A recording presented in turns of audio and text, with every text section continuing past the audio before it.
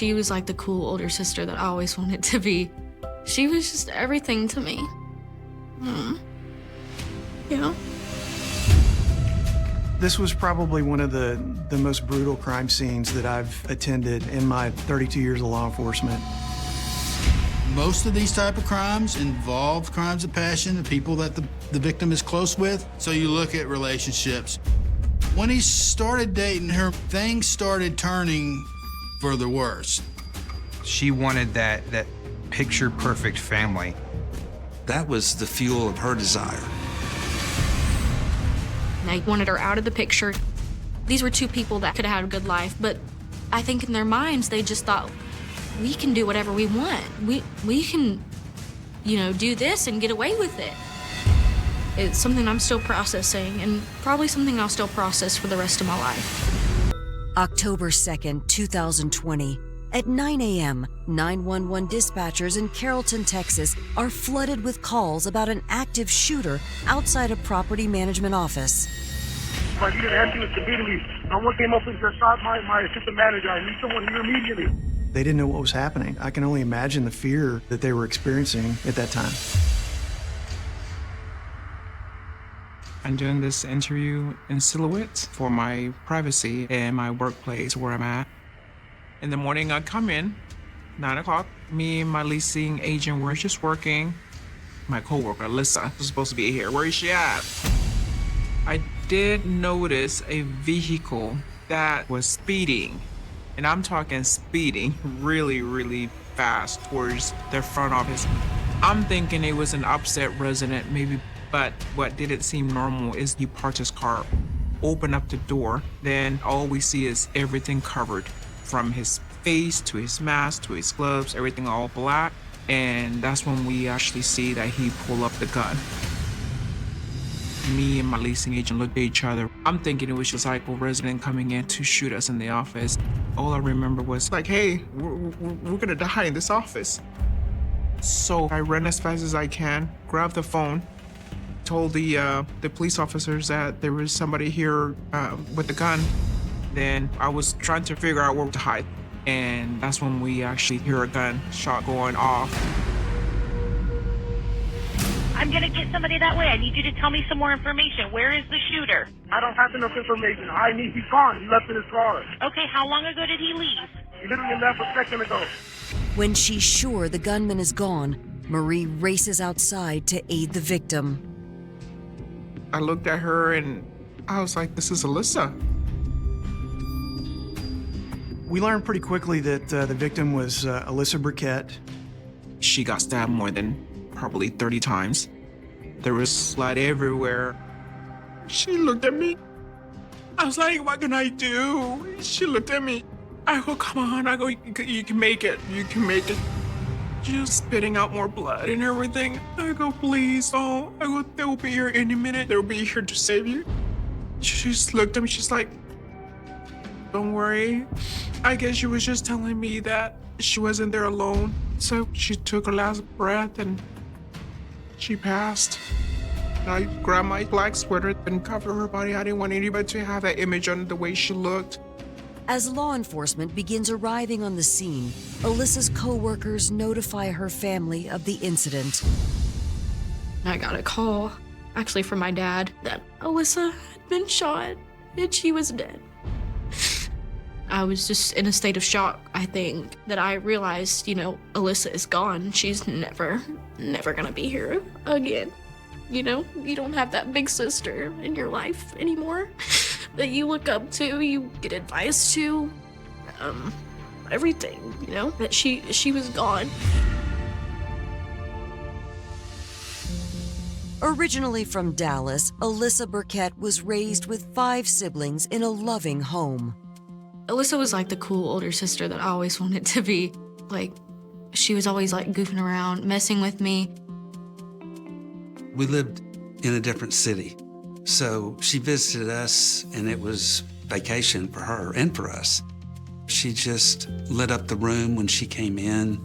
She had so many friends as she grew older. She's trying to find herself, and she was interested in fashion and in modeling. I always thought Alyssa was beautiful. She had like such good style. She would always have like really cool clothes that I would go and steal in her closet. I always saw her as like a role model for me. I looked up to her. She always told me to do good in the world, be a good person, like, because she was always helping others, doing what she could for others, even though she didn't have much. After high school, Alyssa worked on her associate's degree and found steady employment. She worked as a waitress for a while, but she really wanted to develop a career, and so she went into property management. In the fall of 2018, Alyssa came to us and said that she had met a man named Andrew at a bar, and there seemed to be an attraction there. So it seemed like their relationship went into high gear pretty quickly. Alyssa's partner, Andrew Beard, grew up in a wealthy West Coast family. He was from Northern California. I knew he was in a professional job and worked in management. And I also knew that he had an airplane and had property. He was older than Alyssa. He was in his 30s. And it appeared that he had a great life going on. Alyssa actually texted me that she was pregnant. I was just like, wow. Like, I didn't expect it. I said, well, what are you gonna do? And she said, I don't know, but I'm gonna figure it out. Andrew was happy when he found out on Alyssa's birthday, December 31st of 2018, he bought her a house. And it was on Lake Ray Hubbard in Rowlett. And that's a very small town atmosphere that is east of the Dallas area. Nice house, view of the lake, and that's where they were going to raise their daughter together. Me and my grandmother went there, and we were there, and Andrew gave us the tour, and he showed us all the amenities the house had, and the nice backyard and balcony, and all the things that Andrew wanted to do to the house.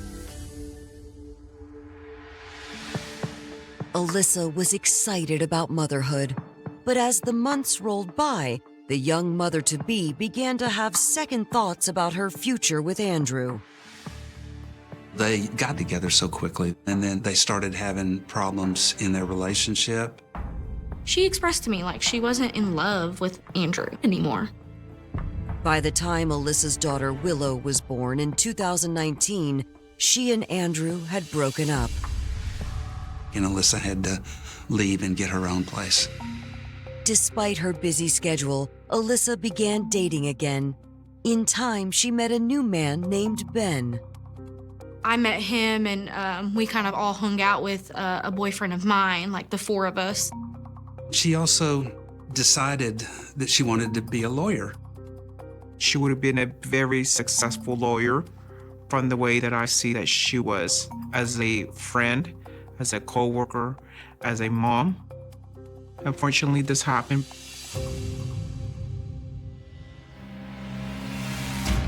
On October 2nd, 2020, the 24-year-old has been murdered outside her workplace. This victim was shot in the face and stabbed multiple times.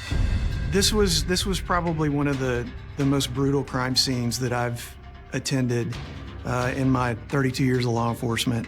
When I arrived, I could smell the blood. While officers issue an alert across the metropolitan area, homicide detectives begin speaking to witnesses. The manager of the apartment complex saw that the victim had parked right in front of the office and the suspect had parked right next to the victim's vehicle. She saw the initial part of it. We were able to determine that the suspect vehicle, was probably a dark-colored SUV. But I wasn't able to picture the license plate because he had it covered.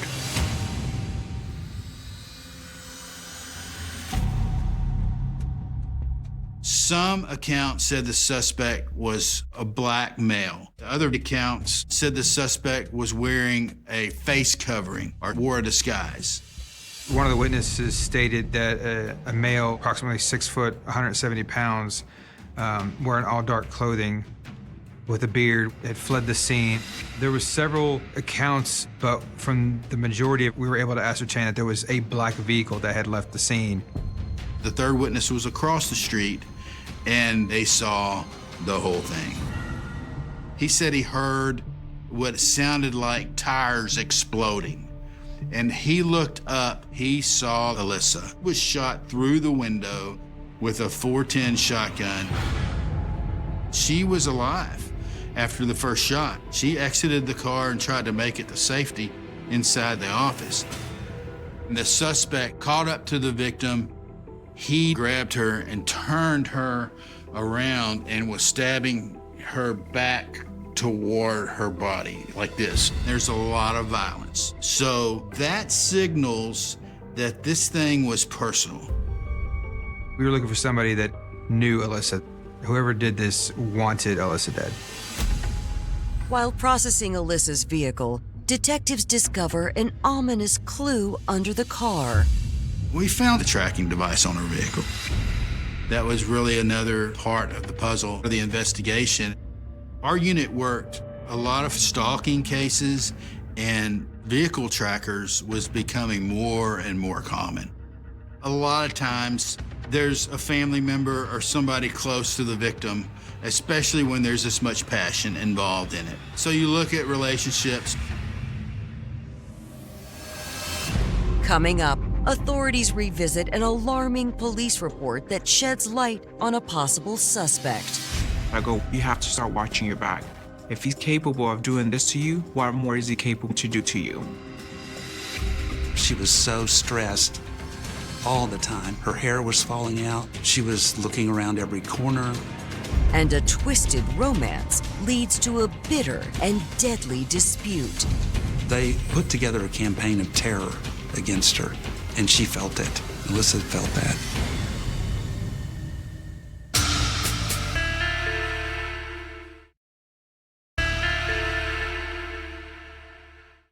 In Carrollton, Texas, authorities are on the hunt for a masked gunman after Alyssa Burkett was murdered in broad daylight outside her office. And detectives have just discovered an ominous clue. We found a GPS tracker that had been placed underneath her vehicle. Most of these type of crimes involve crimes of passion, the people that the victim is close with, and we certainly had to explore that possibility. Alyssa's co-workers tell detectives that she'd recently begun dating a man named Ben, but they don't know much about him or the couple's current status. We had descriptions of the suspect vehicle being a dark pickup or a dark SUV. We learned Alyssa's boyfriend, he had a dark pickup truck. Detectives contact Ben, who immediately agrees to meet with them. He was scared, and he said he was not involved in this. He said he was at work. So one of the first things that we want to do is to check his alibi. He ran a business out of his home, and we were able to establish that he was actually at home during the time of the murder through video surveillance at his home. He was quickly ruled out as a suspect.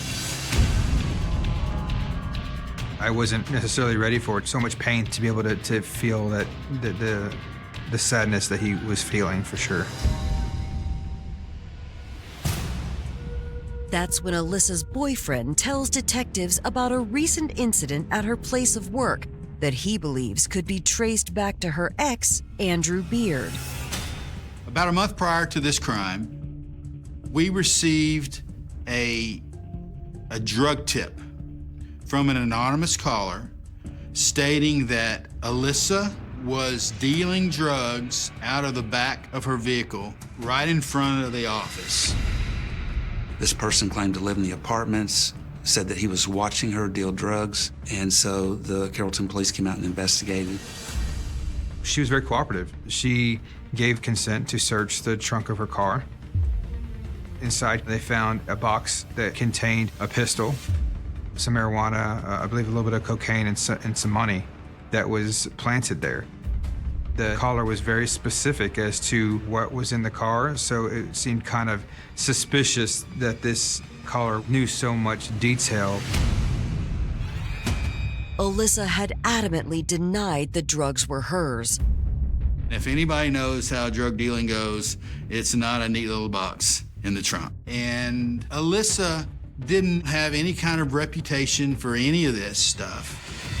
So what she said made sense to him. So he made a report on that incident, but didn't arrest Alyssa because there was obviously not something right going on there. After a police officer left the office, I took my opportunity to ask her if everything was okay, and then she just started crying. She goes, "Do you remember that? The one I was telling you?" I go, "Yes, your Psycho X." "Yes, I do." She goes, "Well, guess what he did?" I was like, "What?" She goes, "He made an anonymous call and said that I was selling drugs." And I'm like, "Are you sure?" She goes, "Yes, I'm 100% it was him." I go, "Well, all I can tell you is like now, from moving forward, you have to start watching your back. If he's capable of doing this to you, what more is he capable to do to you?" Alyssa's boyfriend alleges that following Andrew and Alyssa's breakup, Andrew refused to let go. When she was 7 or 8 months pregnant, he kicked her out of the house, put all her things on the curb, and got very upset, from what I understand, because she brought a friend over with a small child and they were making too much noise. But then she said every place she went, he would turn up. She did mention that Andrew was very controlling towards her. Like, if she wanted to go out with friends, he wanted to know where she was going, who she was with, and if he didn't like those people, he did not want her going.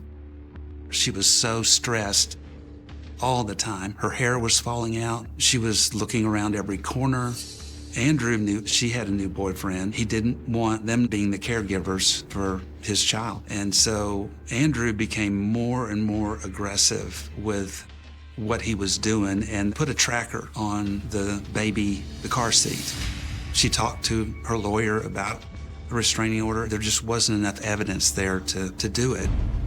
During my interview with Alyssa's boyfriend, he had expressed some concern that he was being stalked, that he was being tracked somehow, which was confirmed when we checked underneath his vehicle and found a similar tracker that was found under Alyssa's.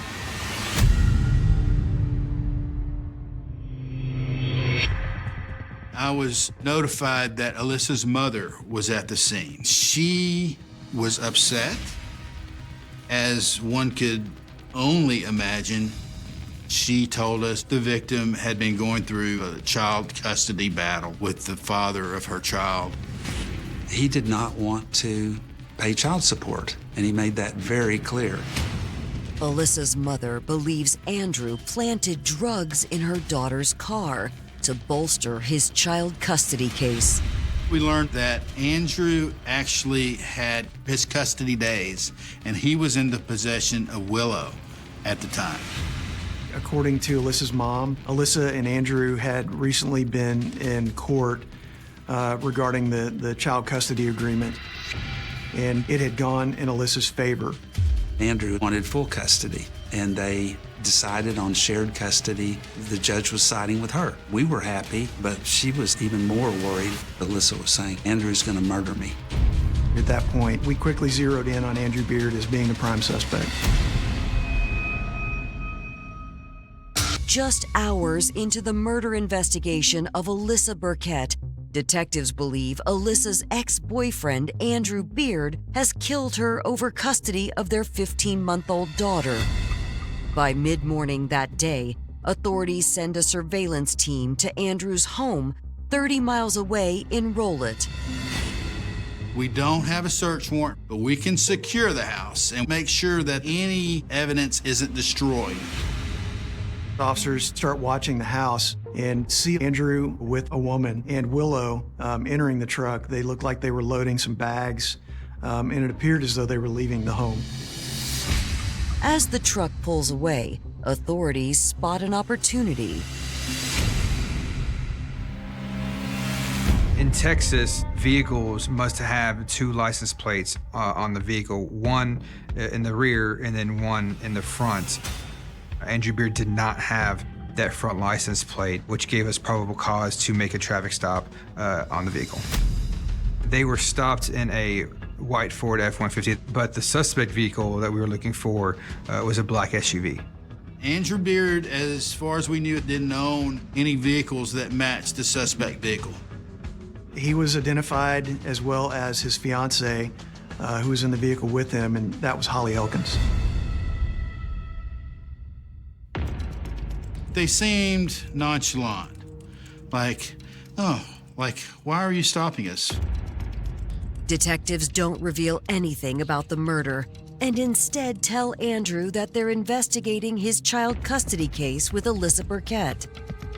And Andrew said, she's always trying to strum up things about me.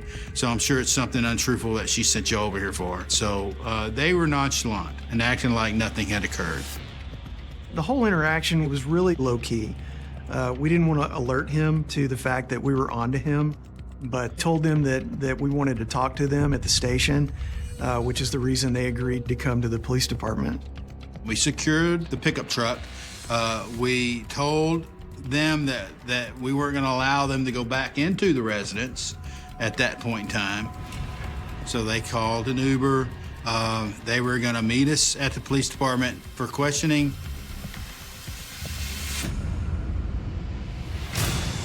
While waiting for a warrant to search the house, investigators canvassed the neighborhood in order to learn more about Andrew Beard. We ended up meeting the neighbors next to his house. They said, this guy's a great guy. He did seem to be a really good dad. I mean, he literally carried the what do you call it, that hammock? He would put it in front and carry the baby around with him, and you don't normally see men do this. He did seem to really take care of her. Neighbors say that after Andrew and Alyssa broke up, he was determined to move on. He had a lot of women coming through his home. It was a revolving door.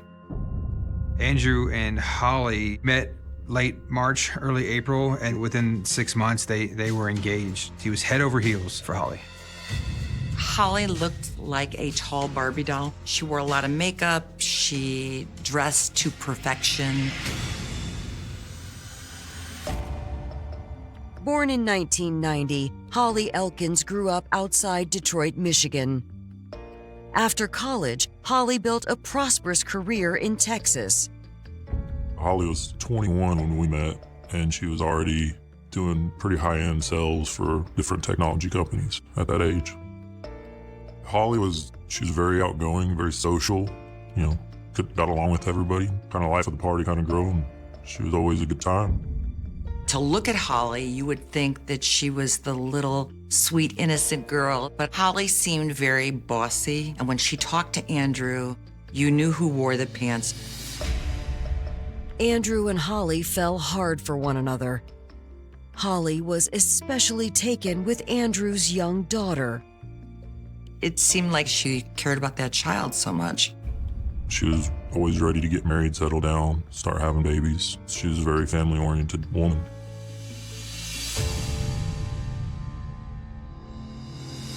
When detectives returned to the station to question Holly and Andrew, they realized the couple never showed up.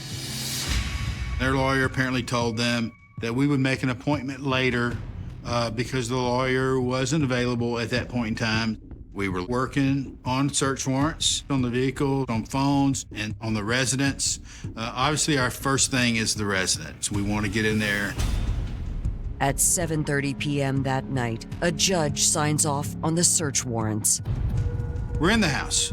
We find trackers identical to the trackers that we found on Alyssa's vehicle and on Alyssa's boyfriend's vehicle. We also found, which was very interesting, a script for that drug complaint that was called in a month before, alleging that Alyssa was dealing drugs in front of the apartment complex. It had Alyssa's license plate. It had make and color of her car. It had the Carrollton Police Department beat phone number. We also found a .22 revolver pistol with what seemed to be a homemade silencer attached to it in the garage. During the search of the house, we we're able to locate several firearms and knives that were in the residence. Unfortunately, none of them appeared to be the murder weapon from what shot Alyssa or what was used to stab her. So we get a search warrant for Andrew Beard's vehicle, and in the pickup truck was a diaper bag for the baby. And inside the diaper bag was some burned items. It looked like makeup wipes that had dark colored makeup on it.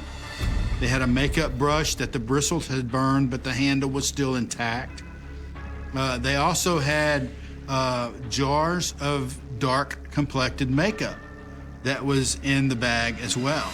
The description of the suspect, some people described this suspect as a black male. So we started thinking that he had actually disguised himself as a black male to complete this offense. We had an affirmative link to Andrew in this case. Coming up, authorities continue building their case against their primary suspect and discover a plot born of obsession. She wanted that picture-perfect family. He was going to make doubly sure that he wasn't a failure. Texas authorities have uncovered a trove of evidence that Andrew Beard murdered his ex-girlfriend, Alyssa Burkett, over custody of their daughter. As detectives continue canvassing Andrew's neighborhood, they hit pay dirt. On the other side, in front of his house, was another neighborhood. And in that neighborhood, we found a dark SUV. It had plastic taped up around the back windows, like black plastic bags that were taped up to block the windows. The passenger seat was all the way down, so it was set up as a surveillance vehicle. Now we just have to tie that car to Andrew Beard. We found out where it was purchased based upon the registered owner of the vehicle. We contacted that registered owner, and that registered owner said that, yeah, Andrew Beard came by, paid cash for this car, and left with it. The vehicle is impounded and immediately processed for evidence. We could see what appeared to be a blood smear on the steering wheel, and there looked like there was a face covering or a fake beard that was on the corner of the seat. At this point in the investigation, we believe that Andrew Beard used makeup and a fake beard to make him look like an African-American man. So we now have probable cause to arrest him for this offense. On October 5th, 3 days after the murder, police arrest Andrew outside his home. There was no reaction from him. There was no look of surprise when he was arrested. I would never dream in a million years that Andrew Beard would be capable of such a thing. I was like, are you serious? It was crazy. When he was caught, it was a relief. Justice will come to him. He quickly let the officers know that he wanted to speak with an attorney. So from that point on, I was speaking with Andrew Beard's attorneys. When police question Andrew's fiancée, Holly Elkins, she insists they have arrested the wrong man. We ended up talking to her. She was free to leave, but she still kept talking. Holly claimed that they were home all along together when the murder took place. In late October, Andrew was released on a $1 million bond. He got out of jail on an attorney's bond. That concerned us because of the brutal nature of this crime. We were concerned not only for Willow, we were also concerned about Alyssa's family. We got the word that he was out. We were in shock. We were dismayed. And to be honest, a lot of our family members at that point were arming themselves. And now Alyssa's mother has the baby, so now they have a murderer that's free from custody. She's worried about her own safety. So that's when we filed the case on the gun, the .22 with the silencer that we had found in the garage. The silencer appeared to be homemade, didn't have a serial number. That is a federal offense. So we put him back in jail on that gun charge.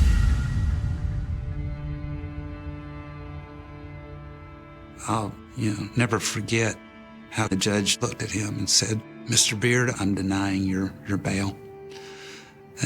And so there was a collective sigh of relief from our family. When authorities receive the findings from the crime lab, the case against Andrew is solidified. The blood found on the steering wheel matched Alyssa. We found the fake beard that Andrew used during the offense had his DNA. So the vehicle was the nail in the case.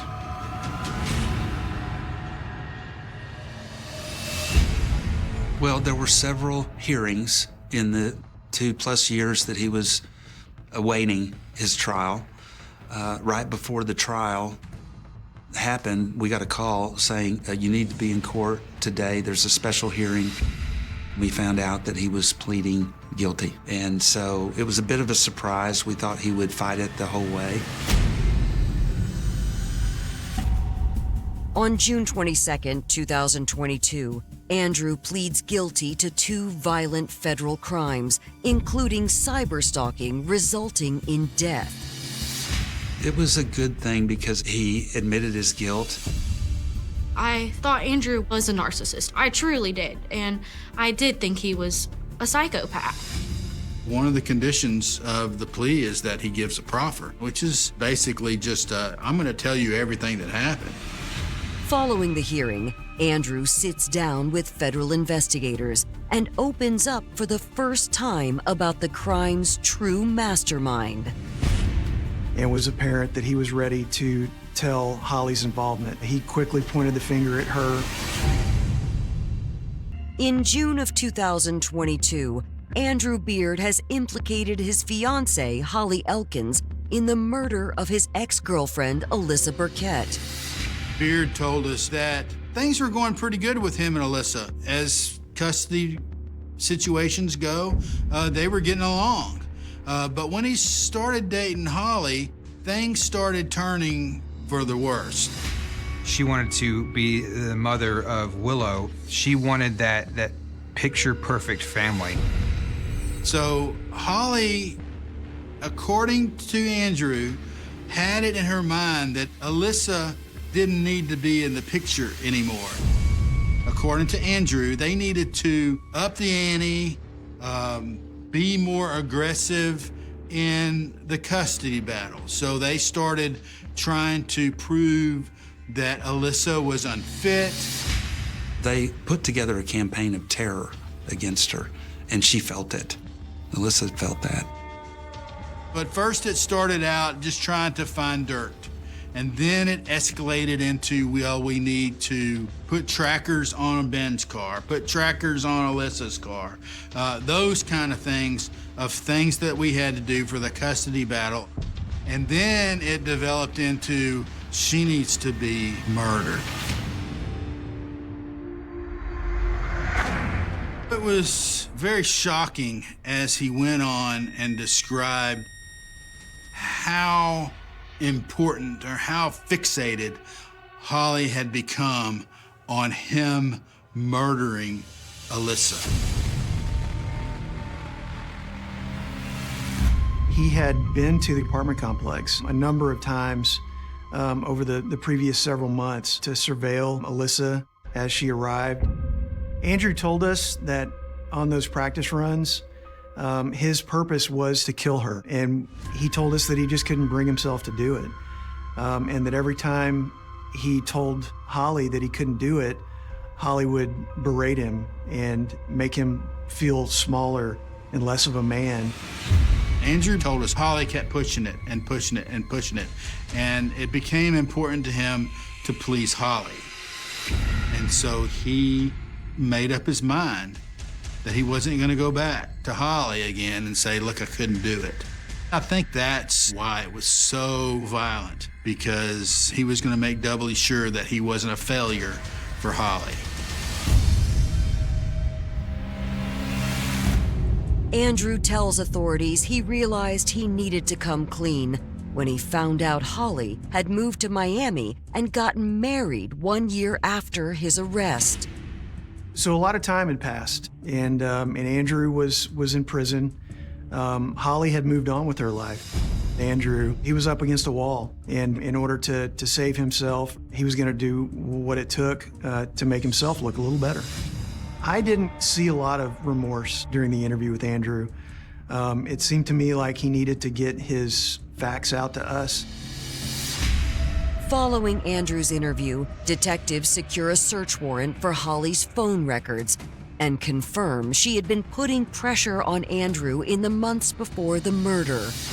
Several of those text messages were very aggressive, from Holly to Andrew, about how he's weak, about how he lets his baby mama run over him.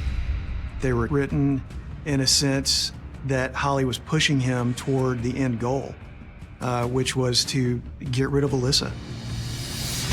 Detectives also use Holly's phone records to track her movements in the days leading up to the murder. We were able to uncover several specific instances where things that were bought for the commission of the murder. On September 10th, Holly and Andrew purchased at a sporting goods store the clothing that Andrew wore during the commission of the murder. Within days of that, Holly purchased some dark-colored makeup at another store, and within days of that, Holly and Andrew purchased the ammunition and the Camillus knife that was used during the murder.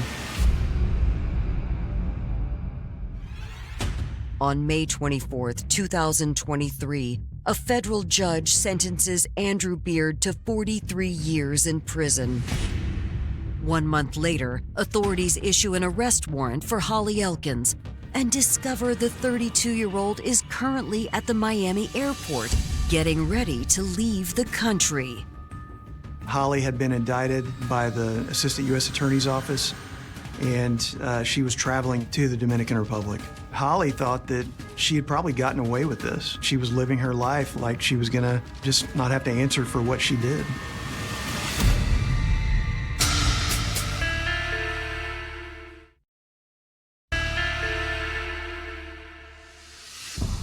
In July of 2023, almost 3 years after Alyssa Burkett's murder, authorities race to a Miami airport, hoping to catch Holly Elkins before she boards a flight out of the country.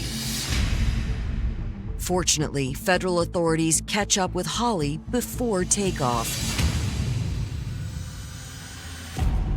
I got a call from the DOJ saying Holly Elkins is under arrest. She's at the Miami airport right now, and we've just arrested her for the same charges we had on Andrew Beard. They had a bond hearing for her, and she was held. They would not release her, which I was glad that they held her. In April 2024, Holly's case goes to trial. I saw Holly in court. She had no tears on her face. Nothing, like no regrets on her at all. Just really cold on her expression. The government's star witness is an FBI agent specializing in digital evidence. She details the phone records and purchases that link Holly to the crime. The prosecution showed quite a bit of evidence that they had in text messages between Andrew and Holly. And that really opened my eyes of this was a whole deeper level. And it was obvious she wanted Alyssa's baby. That was the fuel of her desire. And what motivated her, she wanted her baby. Holly would refer to the baby as my Willow, my baby, she, within a couple of weeks of meeting Andrew, she was doing this. She reached out to Alyssa one day and said, hey, let's be friends. In the meantime, she was behind the scenes saying things like she just absolutely hated her guts. Prosecutors say Holly's obsession fueled the custody fight that ensued, and she repeatedly goaded Andrew to act. She wanted her out of the picture so that her and Andrew could start their family. There is a very disturbing video that they showed in court of Holly videotaping Willow. At the time, her mother is being murdered, and asking, Willow, what's going on today? Holly knows that her mother is being murdered, and she's asking this question to this baby. It was very disturbing. I think it all comes back to the entitlement of both of them. Andrew grew up with money. He wasn't poor. Neither was Holly. They grew up with that entitlement. They grew up as the world revolves around me, and we can get away with anything that we do. On April 17, 2024, jurors retire to deliberate Holly's fate. It takes them under 2 hours to deliver a guilty verdict. She didn't show any emotion when the guilty verdict was read, and they took her out. But it didn't surprise me. She never has had any emotion from the start of this. It was bittersweet. When you're in such profound grief, it's not like you think of retribution at that point, but it was the right thing to happen. We came to know Alyssa's whole family, and we all wanted to get it right for them. And it was important to us because we were their voice. We actually finally have justice for Alyssa, so now I can see that she's in peace. This memory of her, it just hits you in a wave, and you feel the pain. It began on a crisp November morning in 1999, when the first orange glow of dawn seeped into the narrow streets of Brooklyn, painting the old brick buildings in a false sense of calm. At 6:13 a.m., the Johnson family home at 14th Street, usually silent at this hour, erupted with chaos. Neighbors spoke of a muffled scream, sharp, fleeting, almost swallowed by the hum of the city, but enough to stir unease. By the time anyone had thought to call the authorities, it was gone, replaced by an eerie stillness, the kind that makes a neighborhood hold its breath. What followed would ripple through New York, shatter a family's image, and leave a puzzle that would haunt investigators for decades. Detective Marla Hayes, veteran of the NYPD for over 15 years, first stepped inside the Johnson residence to find a scene that defied explanation. The living room, always immaculate, was disrupted. A vase lay shattered on the floor. The once crimson roses now bruised and wilted, petals scattered like a trail of breadcrumbs leading nowhere. The faint scent of lilies clung to the air, though no bouquet had been touched. Hayes' eyes, trained to notice the smallest anomaly, immediately caught the subtle signs. A chair slightly askew, a window left open despite the chill, fingerprints smeared across a polished wooden table. It all suggested struggle, but no forced entry, no signs of robbery. The house wasn't broken into. Someone had been invited, or someone had already been inside, waiting. Jessica Johnson, the youngest of the household at 17, had disappeared. Her bed remained untouched that morning, a thin layer of sheets still perfectly tucked, her schoolbooks stacked neatly on her desk. It was as if she had vanished mid-breath, mid-step, leaving behind only the chilling traces of her existence. Her parents, Richard and Evelyn Johnson, were frantic, their panic palpable, but it carried an odd undertone. A glance exchanged between them suggested worry intertwined with secrecy, a tension that Hayes noted immediately. Neighbors claimed the family was quiet but respectable, a typical suburban bubble within the chaos of New York City. Yet behind the doors, layers of hidden tension simmered, waiting for the light to reveal them. Police canvassed the neighborhood, door to door, collecting fragments of witness statements, hoping for a single clue to pierce the fog of disappearance. One neighbor recalled a dark sedan parked across the street the night before, the engine idling, driver unknown, headlights cutting through the mist like twin searchlights.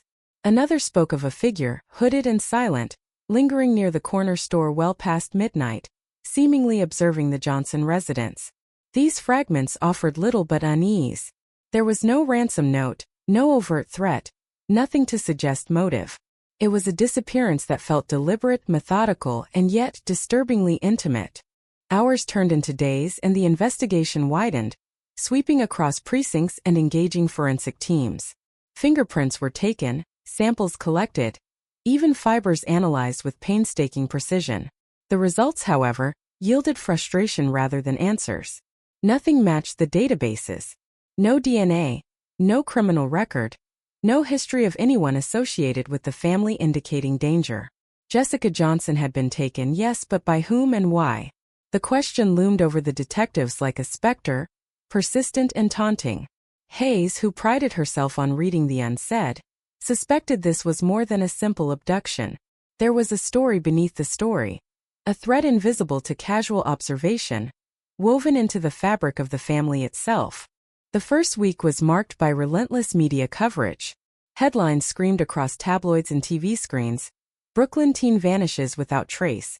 Mysterious disappearance shocks community. Cold case in the making? The public, eager for drama, speculated wildly.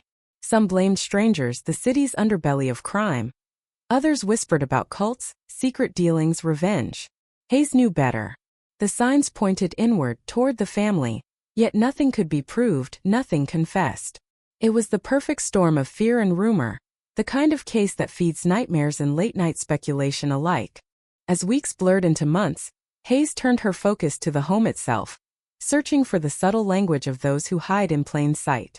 Every corner, every closet, every drawer became a potential revelation. The Johnsons' diaries, their letters, their school records were scrutinized for inconsistencies. Patterns emerged. Late-night arguments between parents, fleeting mentions of financial strain, references to problems that shouldn't exist outside these walls. It wasn't concrete evidence, but it was the beginning of an outline, a map of tension that hinted at motive, at secrets buried so deeply they seemed almost alive, pressing against the edges of the investigation. Then came the calls. Anonymous, cryptic, and irregular. A voice would whisper, almost drowned by static, "She's not gone yet," followed by nothing. Sometimes a second line would cut in, echoing a laugh too sharp, too knowing. Hayes traced the calls as far as she could, but each lead dissolved into a digital maze, one that was deliberately misleading, designed to frustrate, confuse, intimidate. The calls became a psychological pressure point, a chess game in which the opponent always moved first, leaving investigators reacting, never acting. One particularly cold evening in December, Hayes returned to the Johnson residence alone, drawn by a hunch she couldn't explain. The air inside was thicker than usual, saturated with the residual tension of unresolved tragedy. Her flashlight swept over the walls, lingering on faint scratches near the staircase, almost invisible to the untrained eye. They were irregular, deliberate, a subtle mark of distress, or perhaps a message. Her hand brushed over a floorboard that yielded slightly, revealing a hidden compartment beneath. Inside lay a single notebook, its pages worn, ink faded, but its contents unmistakable. Personal reflections from Jessica herself. A diary chronicling moments of fear, frustration, and a growing suspicion that someone close to her held intentions she could not yet name. The final entry, hastily scrawled, ended mid-sentence, the words bleeding into the paper as if the writer had been interrupted. This discovery, however, offered no immediate solution, only further questions. Who had intercepted her life at that precise moment? Why leave the diary but take the girl? The diary hinted at knowledge of betrayal, family tension, whispers of hidden arguments, but it never named a perpetrator. Hayes felt the weight of decades to come, knowing this case would linger, an itch beneath the skin of every following investigation, a cold case before its time. By the turn of the millennium, the case had transformed. No longer just a missing girl, it had become a symbol of unease, a haunting for the community. Parents whispered warnings to children, neighbors glanced nervously at closed doors. The very air of Brooklyn seemed tainted by suspicion. Hayes and her team had created a timeline, mapped every known movement, every call, every possible sighting. But each lead ended in shadows, doors locked from the inside, stories that didn't quite match. It was a web spun with care, threads disappearing before they could be grasped, leaving nothing but the lingering impression of a predator familiar yet unseen. Even after months, investigators returned to the original scene repeatedly. Each return revealed new anomalies. Faint fingerprints on a windowsill, smudges of dirt in the corners of rugs, a scrap of fabric caught in the latch of the back door. These were subtle signs, often overlooked, but Hayes cataloged them all. She interviewed friends, classmates, even distant relatives. Everyone had an account, a memory, a rumor, but no confession, no tangible clue. It was as if Jessica had been swallowed by the air itself, leaving behind an invisible signature, a silent scream etched into the very foundation of the Johnson home. By mid-2000, the community had grown weary of the headlines but never of the fear. Block parties and neighborhood gatherings became tense affairs, undercut by the unspoken knowledge of the unresolved disappearance. Police presence was routine, cameras installed, patrols intensified. Yet the psychological impact lingered. Every door felt heavier, every hallway longer. Hayes watched parents clutch their children a little tighter, teenagers glance over their shoulders, the city itself holding its breath as if waiting for a revelation that might never come. And then came the unexpected break, though still distant, like a flicker of lightning across a stormy sky. A petty thief caught in a separate burglary confessed, almost as an afterthought, that months earlier he had seen Jessica Johnson with a man he could not identify, near the docks on the East River. The description was vague, the memory hazy, but it suggested someone had orchestrated the disappearance beyond the walls of the Johnson home. Someone who understood the city's undercurrents, someone careful enough to leave no trace, yet audacious enough to be seen, if only fleetingly. Detective Hayes, fueled by years of frustration, began retracing every step, every report, every minor clue that had seemed irrelevant before. The city offered shadows to hide in, alleys to vanish through, but Hayes knew patterns existed, even in chaos. She knew that time, while it dulled evidence, could also reveal truths in unexpected ways. The diary, the subtle fingerprints, the reports of a lurking stranger. They were threads that might, decades later, weave together into clarity. For now they existed as fragments of a puzzle too complex for the moment, a haunting that stretched across the lives of everyone involved.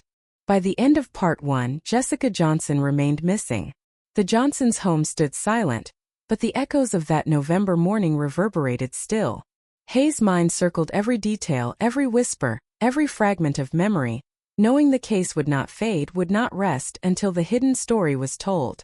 And somewhere in Brooklyn, beneath the normalcy of daily life, the truth waited, obscured, patient, and dangerous.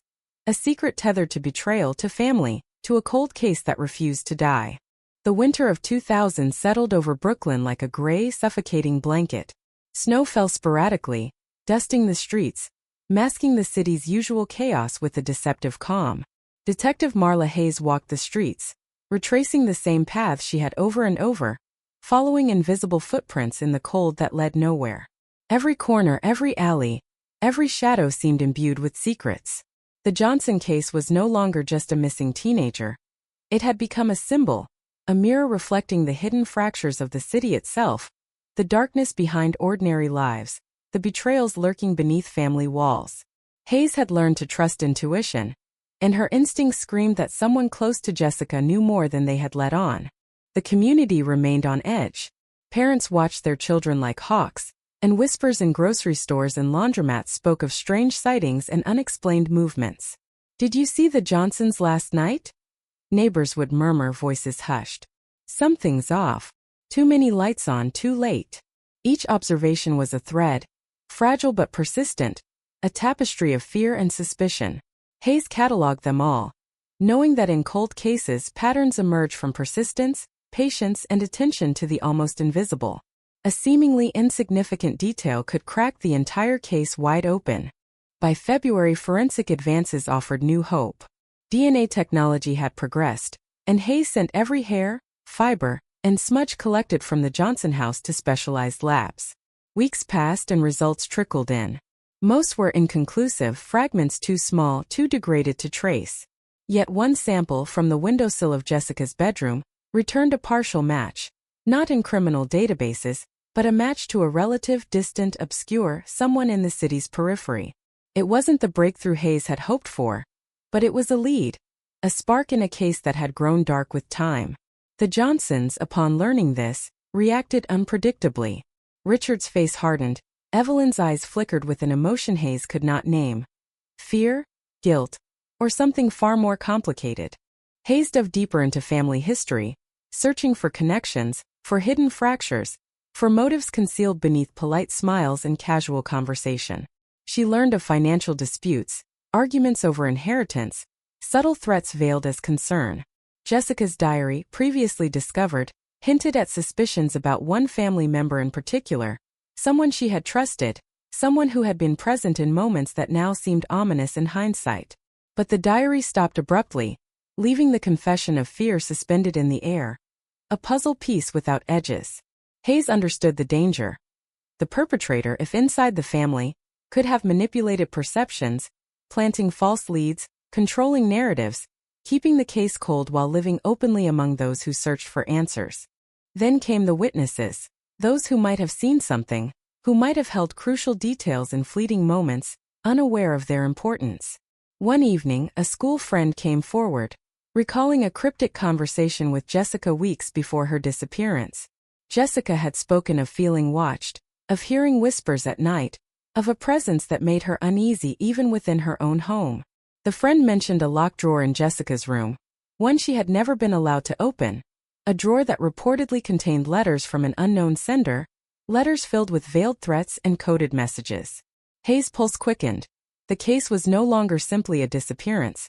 It was a labyrinth of secrets, betrayals, and fear. With spring approaching, the city's energy shifted, but the Johnson case remained frozen in time, a wound that refused to heal. Hayes returned to the Johnson home, examining the layout with renewed scrutiny. She noted the positioning of furniture, the wear on floorboards, subtle scratches on doors, marks that hinted at confrontation, pursuit, or resistance. Each observation layered upon the last, forming an intricate mosaic that suggested someone had meticulously planned the abduction, or disappearance, but had left deliberate signs, taunts meant for those who sought the truth. Hayes could feel the intent behind each anomaly, the sinister intelligence that had orchestrated this event. During this period, Hayes also explored the possibility of outside involvement. While the signs pointed inward, she could not ignore the city itself, a sprawling labyrinth of crime, opportunists, and strangers who slipped through society unnoticed.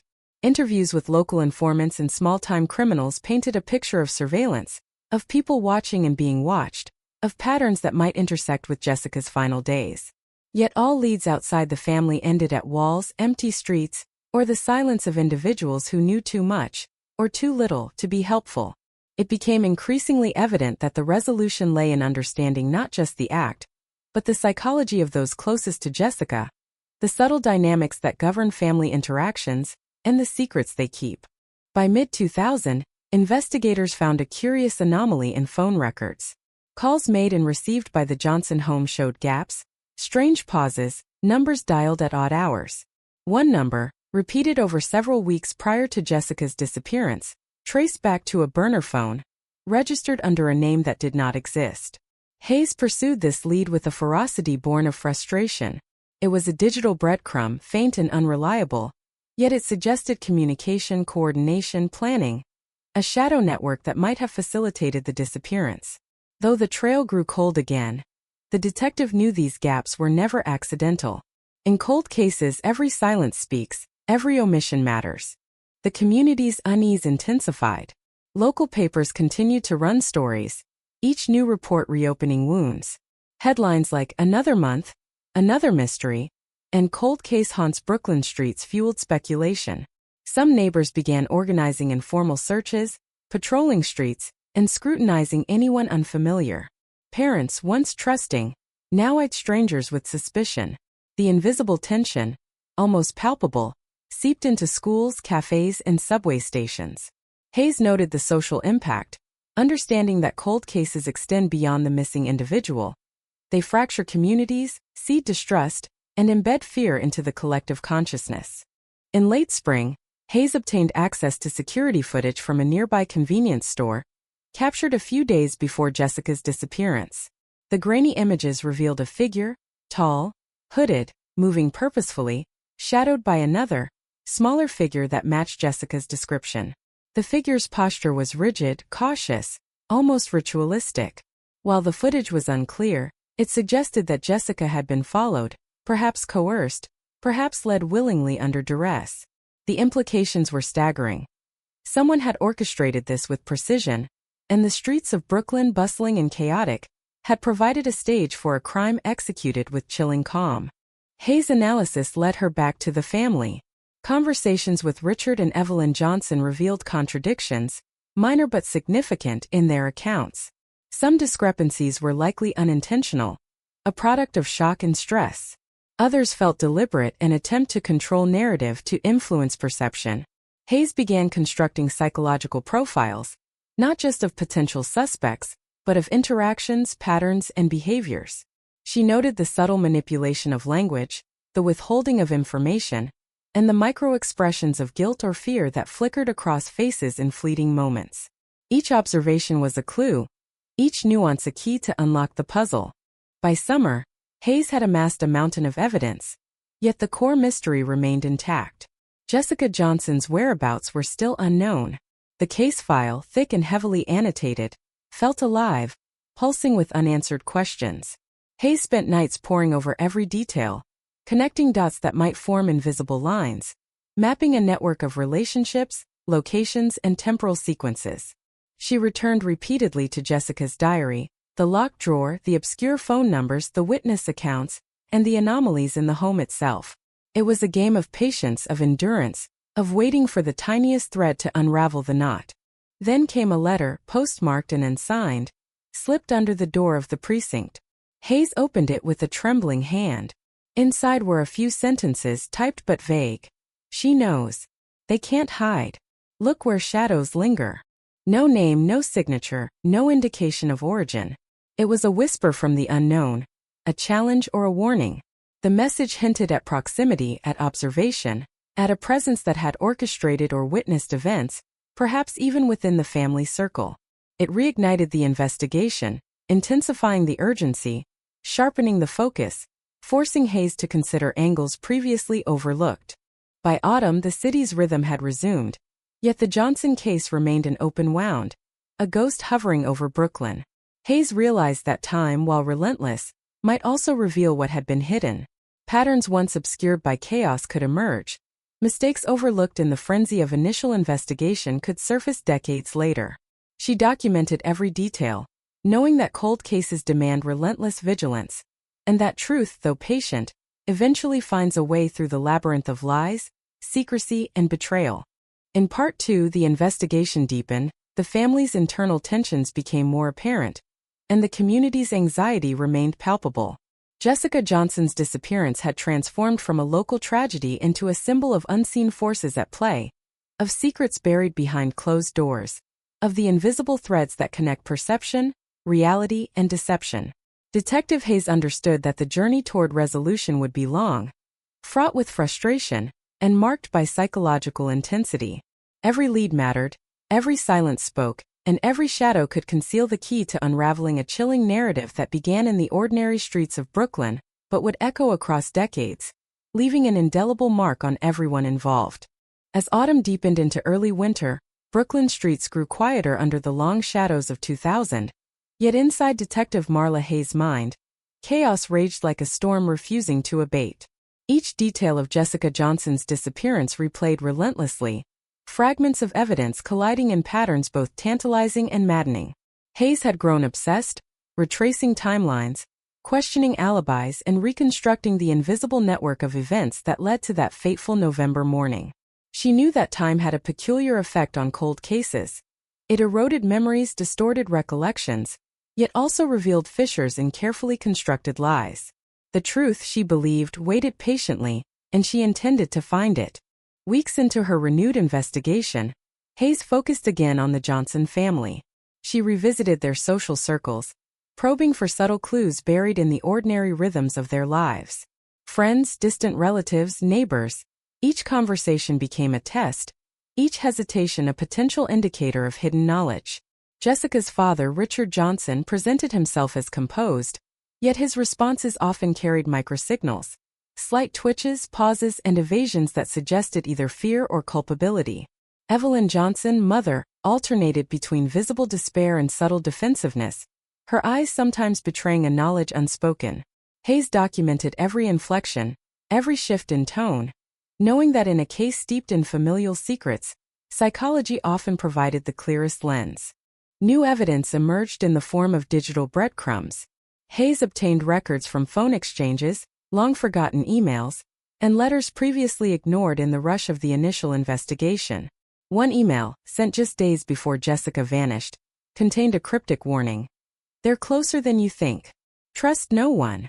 Its origin was anonymized, yet the phrasing suggested intimate knowledge of the Johnson household. coupled with witness statements of a hooded figure trailing Jessica near the East River docks, Hayes began to discern a pattern. Someone had been monitoring her, manipulating circumstances, and possibly grooming her disappearance with meticulous care. The diary remained a focal point. Each reread revealed layers of tension previously missed, the subtle fear in Jessica's words, references to arguments that seemed trivial at first glance but now hinted at deeper turmoil. One entry described a late-night confrontation between her parents over money, hinting at resentments that went beyond ordinary marital discord. Another entry spoke of a cousin visiting unexpectedly, a figure Jessica noted with suspicion, though she gave no reason. Each observation was a thread, Hayes realized, in a tapestry of secrecy. The diary was both a record of fear and a roadmap to betrayal. The pressure on the community escalated. Local papers continued to report every twist, embellishing speculation with each edition. Headlines like "Teens Vanishing Haunts Brooklyn" and "Cold Case Fractures Neighborhood Trust" kept the city's gaze fixed on the Johnsons. Parents whispered warnings in classrooms, children feared walks home, and neighbors grew increasingly wary of unfamiliar faces. Hayes understood the psychological impact. Unresolved disappearances extend far beyond the immediate family. They fracture social trust, sow paranoia, and create invisible barriers between citizens. The city itself seemed to breathe with the tension of this unresolved mystery.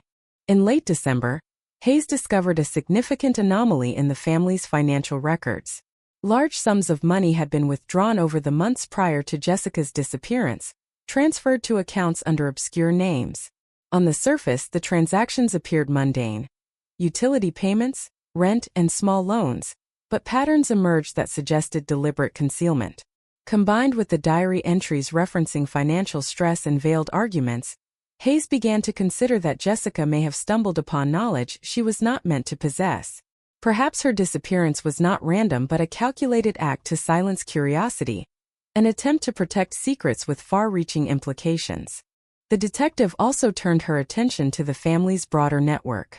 Interviews with extended relatives revealed subtle tensions, rivalries, and unspoken grievances. One cousin mentioned an unusual argument the night before Jessica vanished. A heated discussion, voices raised, a door slammed. Another distant relative hinted at repeated warnings Jessica had received to stay in your place, though specifics remained murky.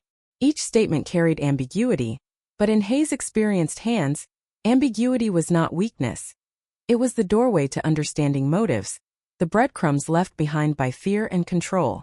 Winter's grip tightened, and so did the sense of urgency. Hayes reviewed the convenience store footage again, frame by frame. Each motion, each shadow took on new significance.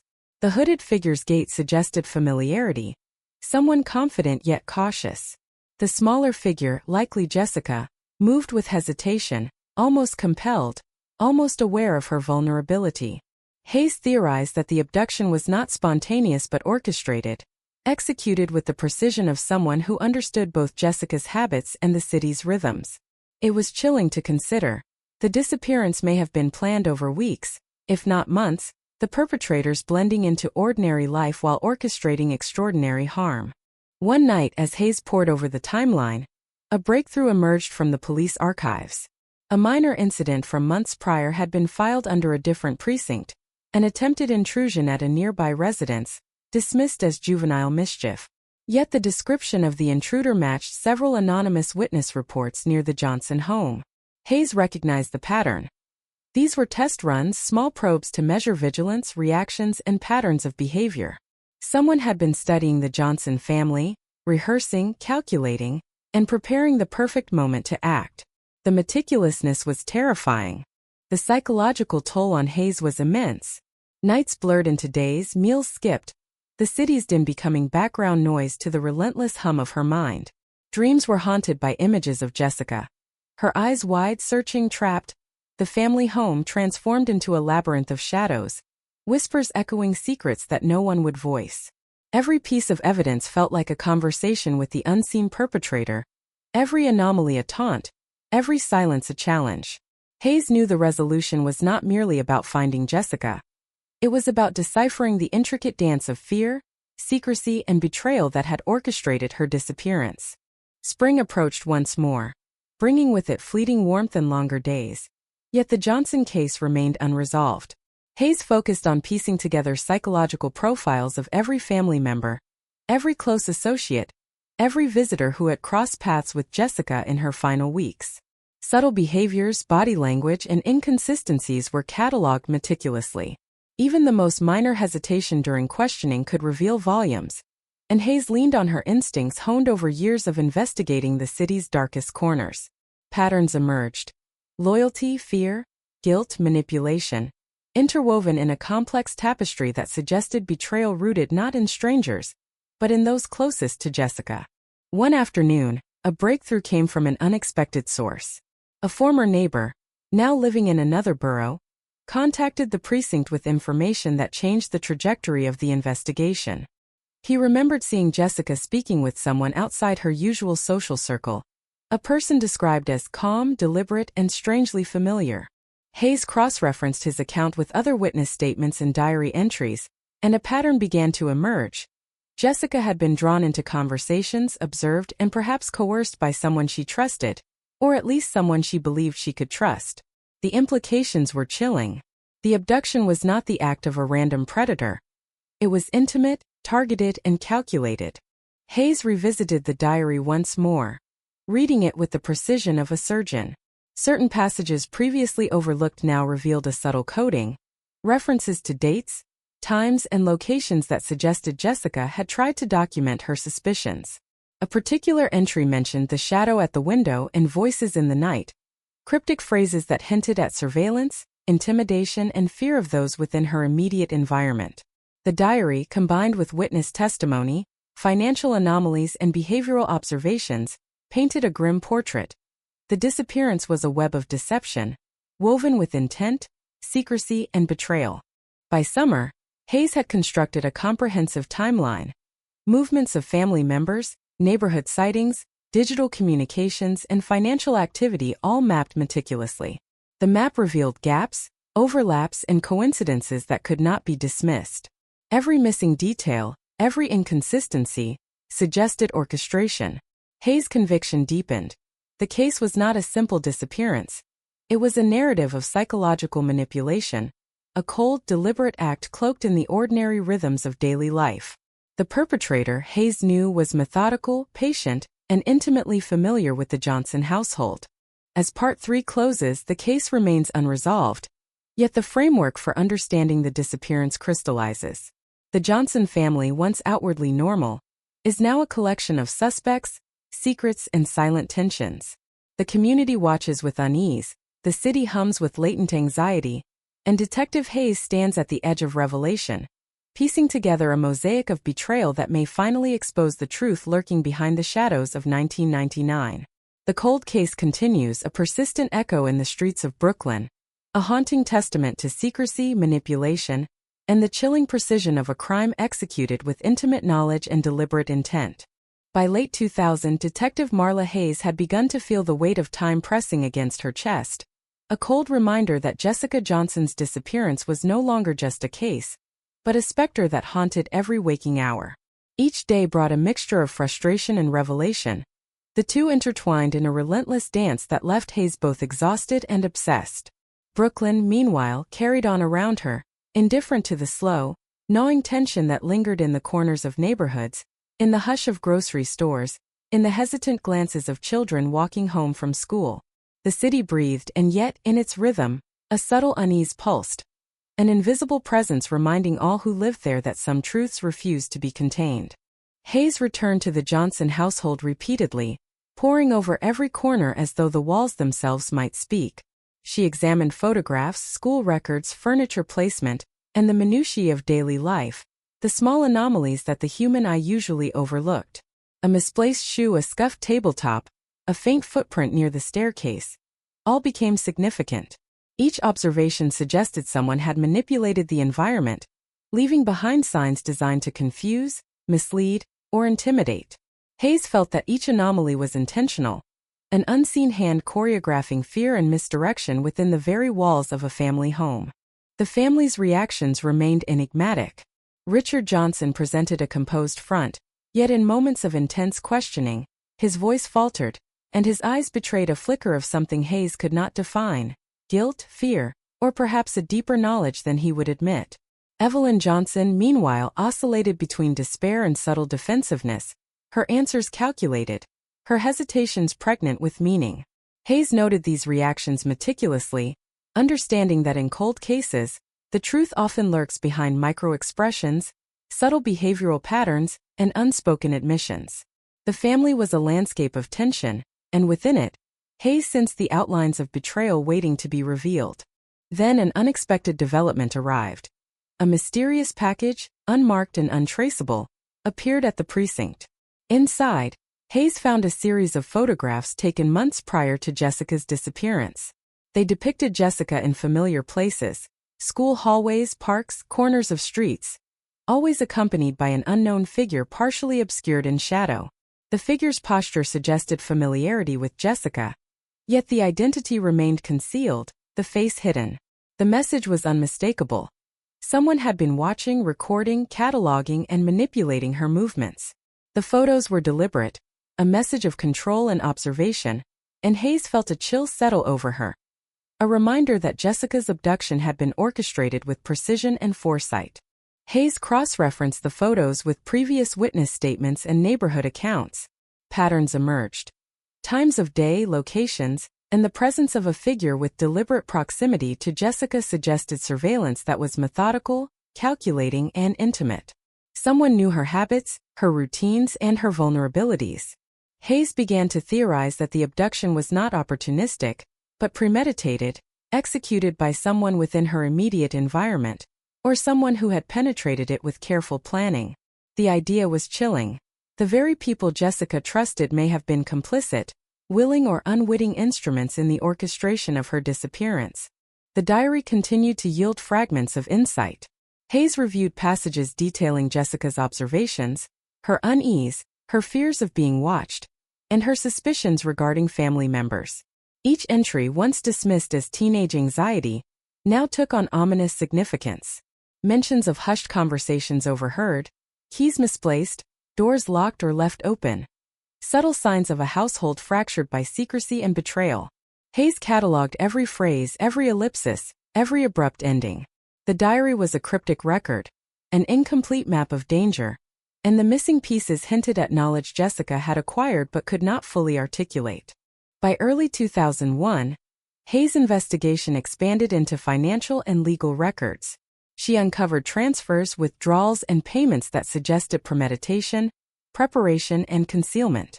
The movements of money paralleled the timeline of Jessica's disappearance, hinting at arrangements, bribes, or indirect supportive actions that led to her vanishing. The connections were not explicit, but in Hayes' experience, absence of direct evidence did not preclude involvement. Patterns of secrecy, control, and hidden communication often manifested in subtle financial manipulations, small gestures that shielded larger truths from immediate detection. Community sentiment shifted. Parents grew increasingly wary, children became reluctant to roam freely, and neighbors exchanged nervous glances. The case's unresolved nature had created a collective anxiety, a latent fear woven into daily life. Hayes noted that unresolved disappearances not only haunt families, they haunt communities, embedding uncertainty and distrust. Brooklyn, bustling and vibrant, carried this tension quietly, an undercurrent that marked interactions, conversations, and perceptions. The city itself seemed to mirror the investigation. Persistent, elusive, and filled with shadows that refused to be illuminated. Hayes also revisited previous witness statements, probing for inconsistencies, contradictions, or subtle clues.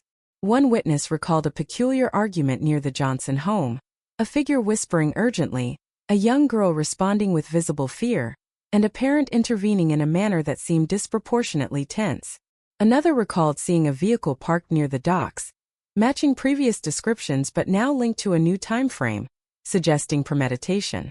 These fragmented memories, when pieced together, formed a pattern of surveillance, intimidation, and manipulation, confirming Hayes' belief that Jessica's disappearance was orchestrated with intimate knowledge and deliberate intent. In the midst of the investigation, Hayes discovered anomalies in communications. Phone records showed repeated, unexplained connections between the Johnson household and untraceable numbers. Emails and letters previously dismissed, now hinted at indirect warnings or instructions, cryptic messages intended for someone within the family circle.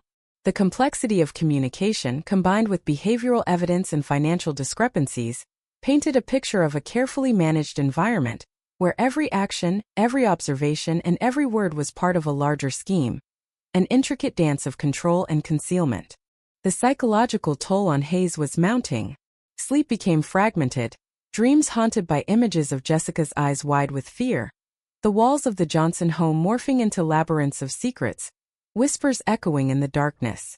Every detail of the case reverberated through her thoughts, a persistent reminder that cold cases exact an emotional cost as profound as the investigation itself. Hayes found herself consumed, walking the city streets in a haze of contemplation, replaying conversations, reconstructing movements, and visualizing scenarios in which the missing pieces could coalesce into clarity. By summer, Hayes had compiled a comprehensive profile of the Johnson household dynamics, mapping interactions, relationships, and behavioral patterns. She noted points of tension, hidden grievances, and moments of subtle influence that suggested coercion or manipulation. The family, outwardly ordinary, now appeared as a web of secrets, rivalries, and unspoken resentments. Hayes understood that solving the case required not only evidence but insight into the psychology of betrayal, the mechanisms of secrecy, and the ways in which fear can bind even the most familiar of relationships. Then came the unexpected call from a former neighbor, now living in another borough. They recounted a fleeting encounter with Jessica days before her disappearance. A conversation with someone unfamiliar, calm yet purposeful, a figure who seemed to know her well. The witness described Jessica's demeanor as hesitant, cautious, yet compliant in a way that suggested subtle coercion. Hayes cross-referenced this account with the diary entries, neighborhood sightings, and financial anomalies. The picture became clearer. The abduction was not a spontaneous act, but a calculated sequence, executed with knowledge, planning, and precision. The perpetrator was close, intentional, and intimately familiar with Jessica's life. Hayes' focus shifted to tracing every movement, every interaction, and every digital footprint in the critical weeks preceding the disappearance. Subtle patterns emerged: repeated surveillance, minor probes of the household's defenses, observation of routines, and manipulation of environmental factors. The abduction was a culmination of strategy, patience, and familiarity, a choreography executed with meticulous care. Hayes began to suspect that the individual responsible had both access and influence, able to operate within the Johnson household while maintaining plausible deniability. As Part 4 closes, the narrative tension escalates. Jessica Johnson remains missing, yet the investigation uncovers a complex interplay of family dynamics, surveillance, and manipulation. Detective Hayes stands on the precipice of understanding, piecing together behavioral, financial, and circumstantial evidence into a cohesive theory. The cold case persists, its shadow stretching across the city, haunting the Johnson family, the community, and the detective herself. The framework of betrayal, secrecy, and orchestrated disappearance grows increasingly visible, yet the final revelation remains just out of reach, a chilling reminder that some truths, while near, remain shrouded in darkness, waiting for the moment when patience, persistence, and insight converge. By the fall of 2001, Detective Marla Hayes had come to understand that the Johnson case was not merely a disappearance, but a carefully orchestrated psychological labyrinth, a maze designed to conceal truth behind layers of deception. Each new clue, each whisper, each subtle inconsistency in testimony added another twist to the story, yet none provided the clarity she desperately sought. Jessica Johnson remained missing, her absence a gaping wound in the fabric of Brooklyn life, and Hayes' mind oscillated between hope and despair, haunted by visions of a girl trapped in circumstances she could not control. The Johnson household continued to present a paradoxical image. Outwardly, the family maintained appearances, attending social events, interacting politely with neighbors, and projecting a semblance of normalcy. Yet beneath the surface, tension simmered, manifesting in subtle gestures, fleeting expressions, and the occasional misstep in conversation. Hayes observed Richard Johnson's controlled composure, the slight flinch when certain topics arose, and Evelyn Johnson's oscillating demeanor, a mix of grief and defensive calculation. Each movement, each hesitation was catalogued meticulously, each seeming triviality potentially a key to unraveling the intricate web of betrayal that had enveloped Jessica's life. During this period, Hayes revisited Jessica's diary with renewed intensity. Every entry, every fragment of thought, now appeared to contain layers of meaning previously overlooked. References to voices in the night, keys misplaced, and shadows in the corner hinted at surveillance and intimidation, subtle warnings of danger that Jessica had intuitively sensed. The diary chronicled a progression of fear, an evolving awareness of vulnerability, and an implicit distrust of those around her. Hayes recognized that the diary was not merely a record of daily life, but a code, a desperate attempt to document observations and warnings that might otherwise go unnoticed. New evidence arrived in the form of a partially recovered voicemail, recorded on a home answering machine weeks before Jessica's disappearance. The message, distorted and fragmented, contained a voice whispering her name, followed by indecipherable murmurs and a faint sound of shuffling footsteps.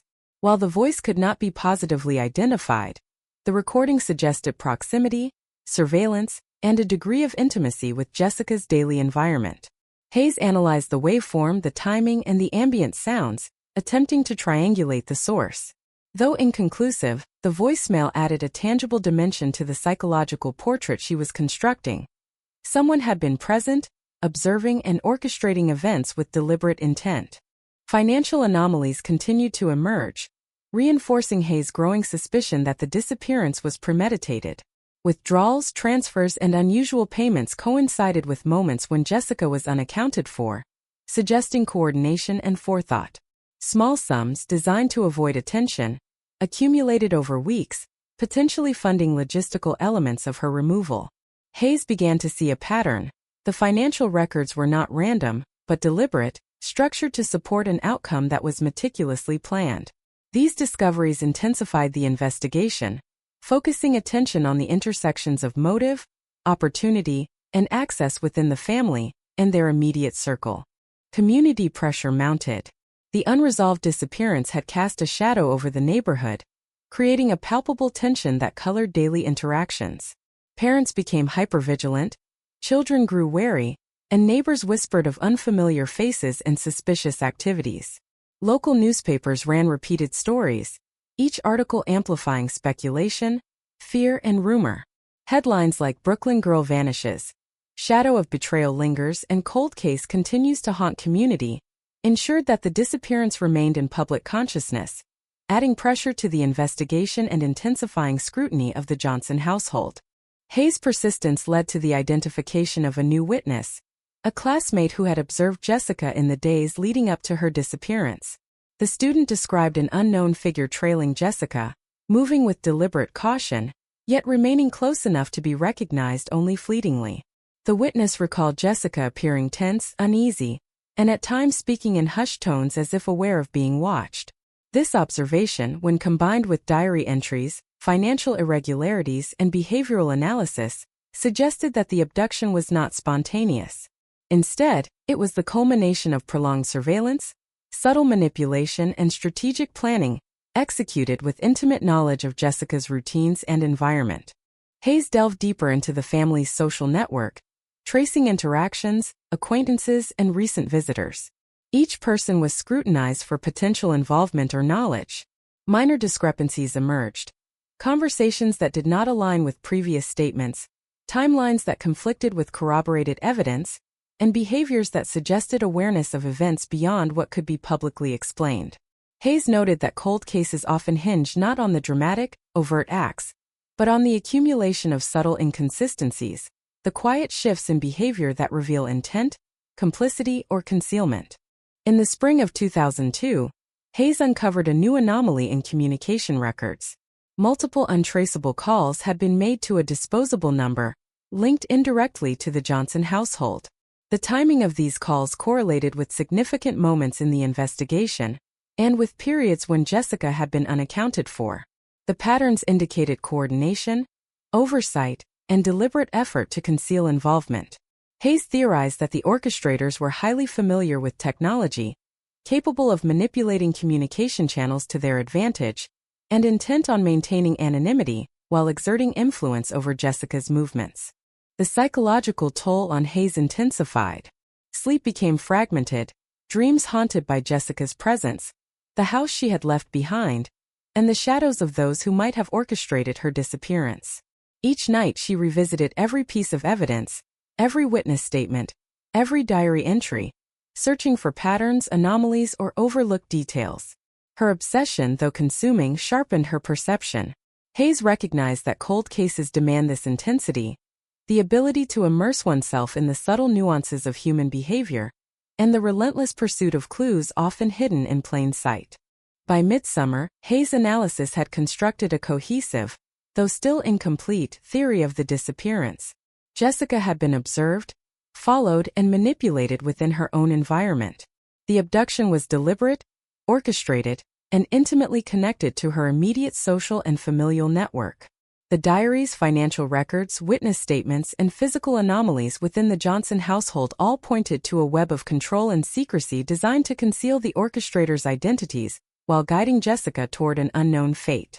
Hayes understood that solving the case would require not only evidence but insight into the psychological dynamics of betrayal, manipulation, and familial secrecy. An unexpected breakthrough came when a former family acquaintance contacted the precinct, providing additional context regarding Jessica's last days. They described tension-filled interactions, whispered warnings, and a sense of unease that had pervaded the household. The acquaintance hinted at hidden conflicts over trust, influence, and control, suggesting that the family dynamics themselves were a critical element in understanding the disappearance. Hayes cross-referenced this information with her existing data, finding correlations that reinforced her theory of deliberate orchestration within an intimate environment. By late 2002, the investigation had expanded into every conceivable avenue: behavioral analysis, forensic reconstruction, financial scrutiny, and social network mapping. Each lead, each fragment was meticulously cataloged, yet the resolution remained elusive. Jessica Johnson's disappearance continued to resonate as a cold case, a puzzle of extraordinary complexity where motives intertwined with familial secrecy, surveillance, and manipulation. Hayes recognized the gravity of the situation. The perpetrator or perpetrators operated with knowledge, patience, and precision, and their familiarity with Jessica's life had allowed them to orchestrate events without immediate detection. As Part 5 concludes, the tension reaches a new height. Detective Hayes, immersed in evidence, behavioral patterns, and community reports, edges closer to understanding the scope of betrayal, manipulation, and calculated action that led to Jessica Johnson's disappearance. The cold case persists, haunting the Johnson family, the neighborhood, and Hayes herself. Shadows of suspicion, fear, and secrecy continue to pervade every interaction, leaving an indelible mark on Brooklyn's consciousness. The case, while unsolved, has revealed the intricate dynamics of control, observation, and betrayal, setting the stage for revelations yet to come, and underscoring the chilling reality that some truths lie hidden in plain sight, waiting for the patient and perceptive to uncover them. By the winter of 2003, Detective Marla Hayes had spent nearly 4 years immersed in the shadowed corridors of the Johnson case, a labyrinth that grew more intricate with each revelation. The city moved on around her, unaware of the meticulous orchestration of fear, secrecy, and betrayal that had unfolded behind the unassuming brick facade of 14th Street. Brooklyn itself seemed to carry the weight of the unresolved disappearance, the air thick with the unspoken knowledge that a life had been taken, or vanished, within its streets. Hayes felt the pulse of the investigation as an almost physical presence, a rhythm of anxiety and anticipation that guided every thought, every step, and every decision. The Johnson household continued to be a locus of tension, a microcosm of unspoken conflict and careful manipulation. Richard Johnson, increasingly withdrawn, exhibited subtle signs of stress, a hand trembling at inconsequential moments, a glance lingering too long on certain topics, an instinctive defensiveness whenever the subject of Jessica arose. Evelyn Johnson's responses remained measured yet revealing, micro-expressions of fear, deflection, and occasional glimmers of guilt that Hayes catalogued with relentless precision. Each interaction became a psychological battlefield, Hayes aware that uncovering the truth required not brute force, but acute perception, the ability to read silence as easily as speech, hesitation as clearly as confession. New clues emerged from unexpected sources. A retired postal worker recalled unusual packages delivered to the Johnson home in the months before Jessica's disappearance. Small, innocuous boxes that were never explained. When Hayes tracked these deliveries, she discovered that some contained messages, written in code, that had gone unnoticed by anyone but the observant recipient. The implications were staggering. Someone had been communicating, instructing, and possibly coordinating actions related to Jessica's life, all under the nose of a family that appeared unaware. The case, Hayes realized, was not a simple missing person scenario. It was a carefully managed operation, executed with intimate understanding of domestic dynamics and the rhythms of daily life. Digital forensics, still a burgeoning field at the time, provided further insights. Hayes examined old phone records, emails, and early internet messages. Patterns emerged: timed communications, coded references, and repeated calls to untraceable numbers that correlated with key events. One series of calls, sent to a disposable number registered months before the disappearance, suggested surveillance and manipulation. The timing was deliberate. During school hours, late-night family interactions, and moments when Jessica would be most vulnerable.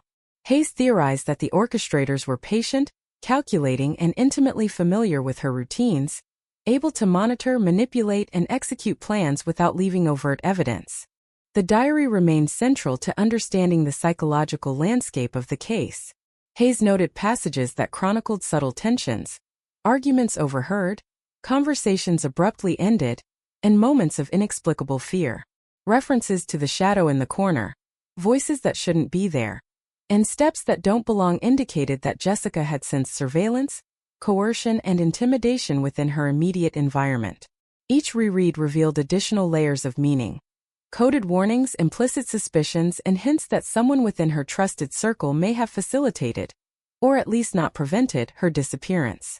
Hayes interpreted the diary not as the ramblings of a frightened teenager, but as a precise record of intuition, observation, and fear carefully documented in the hope of leaving a trace of truth. Community dynamics remained a critical factor. Brooklyn's residents continued to live under the shadow of the unresolved case, their behaviors subtly altered by persistent anxiety. Parents restricted movements, neighbors monitored unfamiliar faces, and children whispered of shadows and unseen watchers. Hayes understood the broader impact. Unresolved disappearances propagate fear beyond the immediate family, fracturing communal trust and embedding paranoia in the ordinary cadence of life. The neighborhood itself became a character in the narrative, its streets, windows, and alleys silent witnesses to a crime that refused to fade from memory. One of the most significant breakthroughs came in early spring 2003 when Hayes re-examined the convenience store footage from late 1999. Enhanced analysis revealed subtle details previously overlooked. The hooded figure's gait suggested familiarity with Jessica's movements, a confident yet cautious rhythm, and the presence of a second shadow, partially obscured, mirroring her path in deliberate synchronization. These observations indicated that the surveillance had been systematic, prolonged, and executed with knowledge that extended beyond casual observation. The orchestrators were deliberate, patient, and intimately involved in the timing and execution of the disappearance. Hayes also revisited financial records with renewed focus. She noted patterns that suggested more than minor concealment. Sequences of withdrawals, transfers, and untraceable payments coinciding with critical moments in the disappearance timeline. The movements were calculated to avoid detection, yet formed a subtle lattice of connections pointing to preparation and coordination. Combined with the diary, witness accounts, and digital traces, Hayes began to perceive a narrative of meticulous orchestration, a disappearance executed with precision, patience, and intimate knowledge of the Johnson household. Interviews with extended family and acquaintances revealed additional dimensions of tension and potential motive.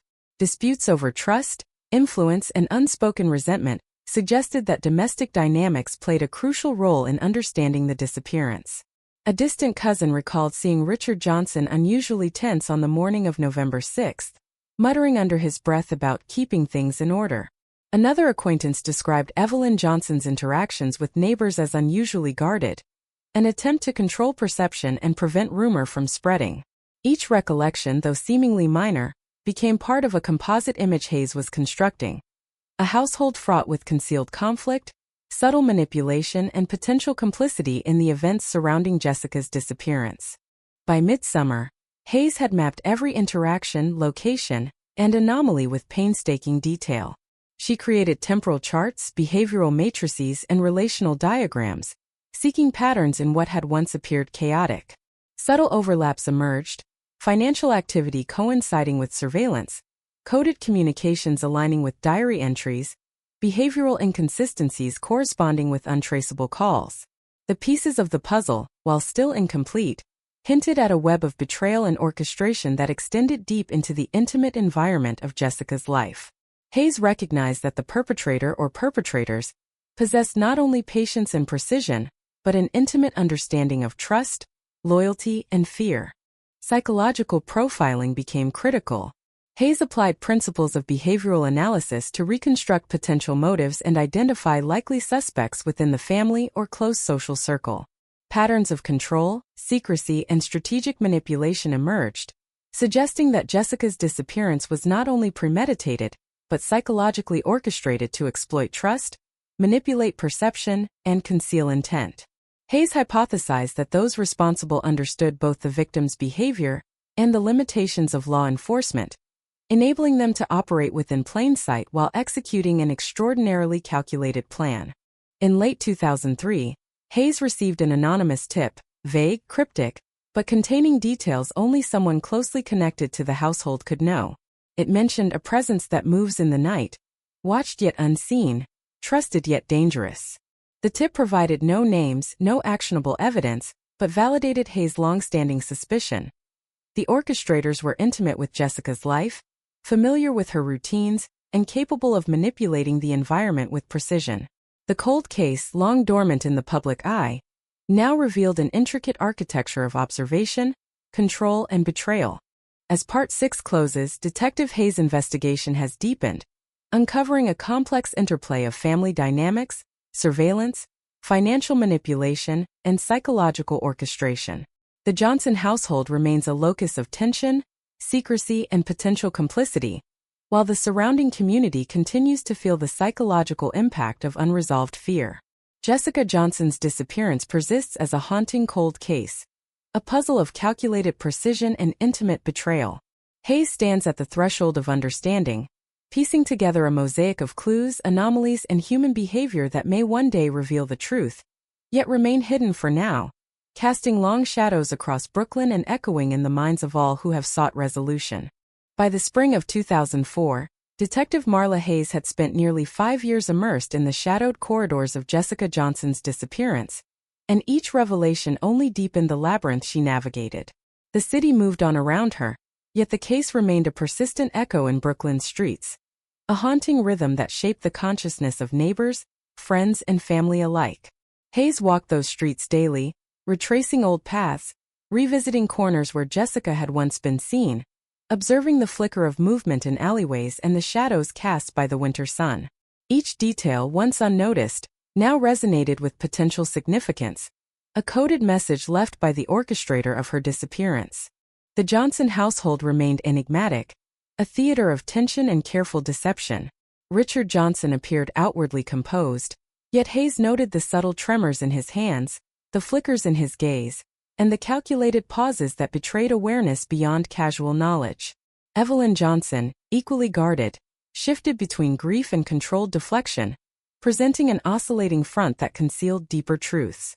Hayes understood that unraveling this family required patience, insight, and an understanding that every word, every hesitation, every gesture could carry meaning. The household itself had become a psychological battlefield, its walls silent witnesses to secrets, manipulations, and betrayals that had never been voiced. New evidence emerged from archival sources, forgotten records that illuminated overlooked details. Police logs from neighboring precincts revealed minor incidents, stray complaints, unusual disturbances, odd sightings, dismissed at the time as trivial. When Hayes re-examined these records, patterns emerged. The timing, locations, and descriptions correlated with key movements in Jessica's last days. The incidents suggested surveillance, reconnaissance, and the careful mapping of vulnerabilities. It was a revelation that confirmed Hayes' suspicions.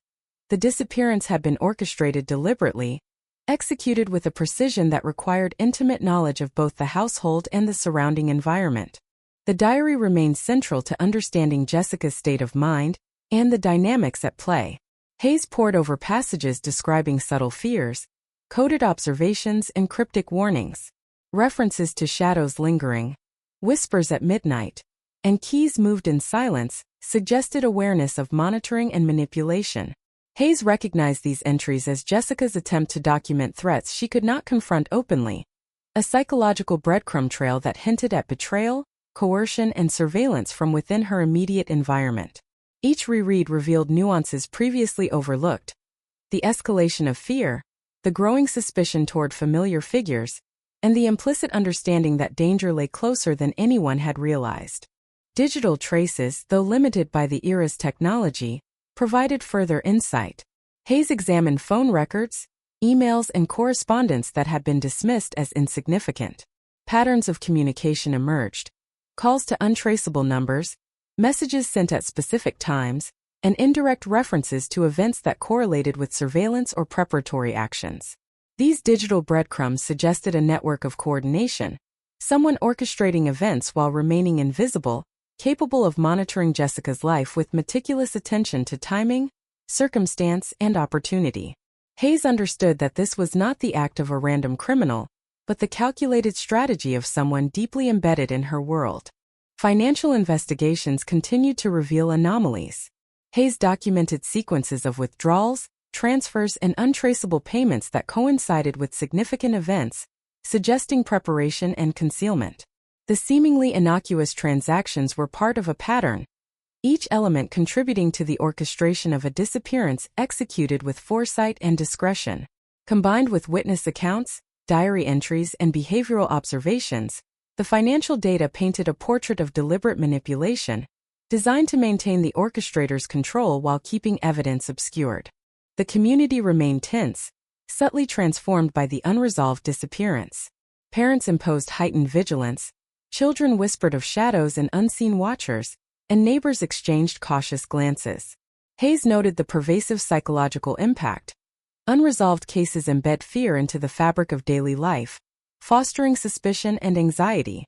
The city itself became a participant in the narrative, its streets, subways, and alleyways silent witnesses to the unresolved mystery, reflecting the tension and uncertainty that permeated Brooklyn long after Jessica's disappearance. In mid-2004, Hayes revisited witness accounts, seeking overlooked details and potential connections. One account described an interaction near the docks: a hooded figure speaking with Jessica, her posture tense and hesitant, indicating awareness of observation. The witness noted the figure's deliberate movements, suggesting familiarity and intent. Cross-referencing this with diary entries and prior observations, Hayes deduced that Jessica had been guided, pressured, or coerced, moving within an environment orchestrated to facilitate her disappearance. The meticulousness of the surveillance was apparent, confirming her hypothesis that the orchestrator operated with intimate knowledge of her routines. Psychological profiling deepened Hayes' understanding of potential motives and actors. Patterns of control, secrecy, and manipulation suggested that the orchestrator was both familiar with Jessica's environment and adept at exploiting trust. Hayes hypothesized that the perpetrator understood not only her physical routines, but also her psychological vulnerabilities, orchestrating events with the precision of someone capable of predicting reactions and influencing behavior without detection. The cold case, in this light, was as much a study of human manipulation as it was an investigation of disappearance. Hayes' analysis extended to extended family and social networks. Subtle grievances, hidden conflicts, and unspoken resentments emerged as potential contributing factors. A distant relative recalled an argument in the weeks leading up to the disappearance, involving control over finances and influence within the household. Another acquaintance noted Evelyn Johnson's unusual guardedness with visitors, suggesting a desire to shape perception and manage potential exposure. Each observation, minor as it seemed, fit into Hayes' growing mosaic, a household fraught with secrecy, manipulation, and the potential for betrayal from within. An unexpected tip surfaced, sent anonymously to the precinct. A brief, cryptic note referencing the presence in shadows, trusted yet dangerous, moves unseen. Though lacking specifics, Hayes recognized the implication. Someone intimately connected to Jessica's life had orchestrated or facilitated events, manipulating the household and the environment to conceal their involvement. The tip reinforced her growing conviction that the disappearance was not the result of random violence, but a carefully managed act, executed with precision and intimate knowledge of both the victim and the immediate surroundings. By late 2004, Hayes had constructed a temporal map of movements, interactions, and communications surrounding Jessica's disappearance. Patterns became evident.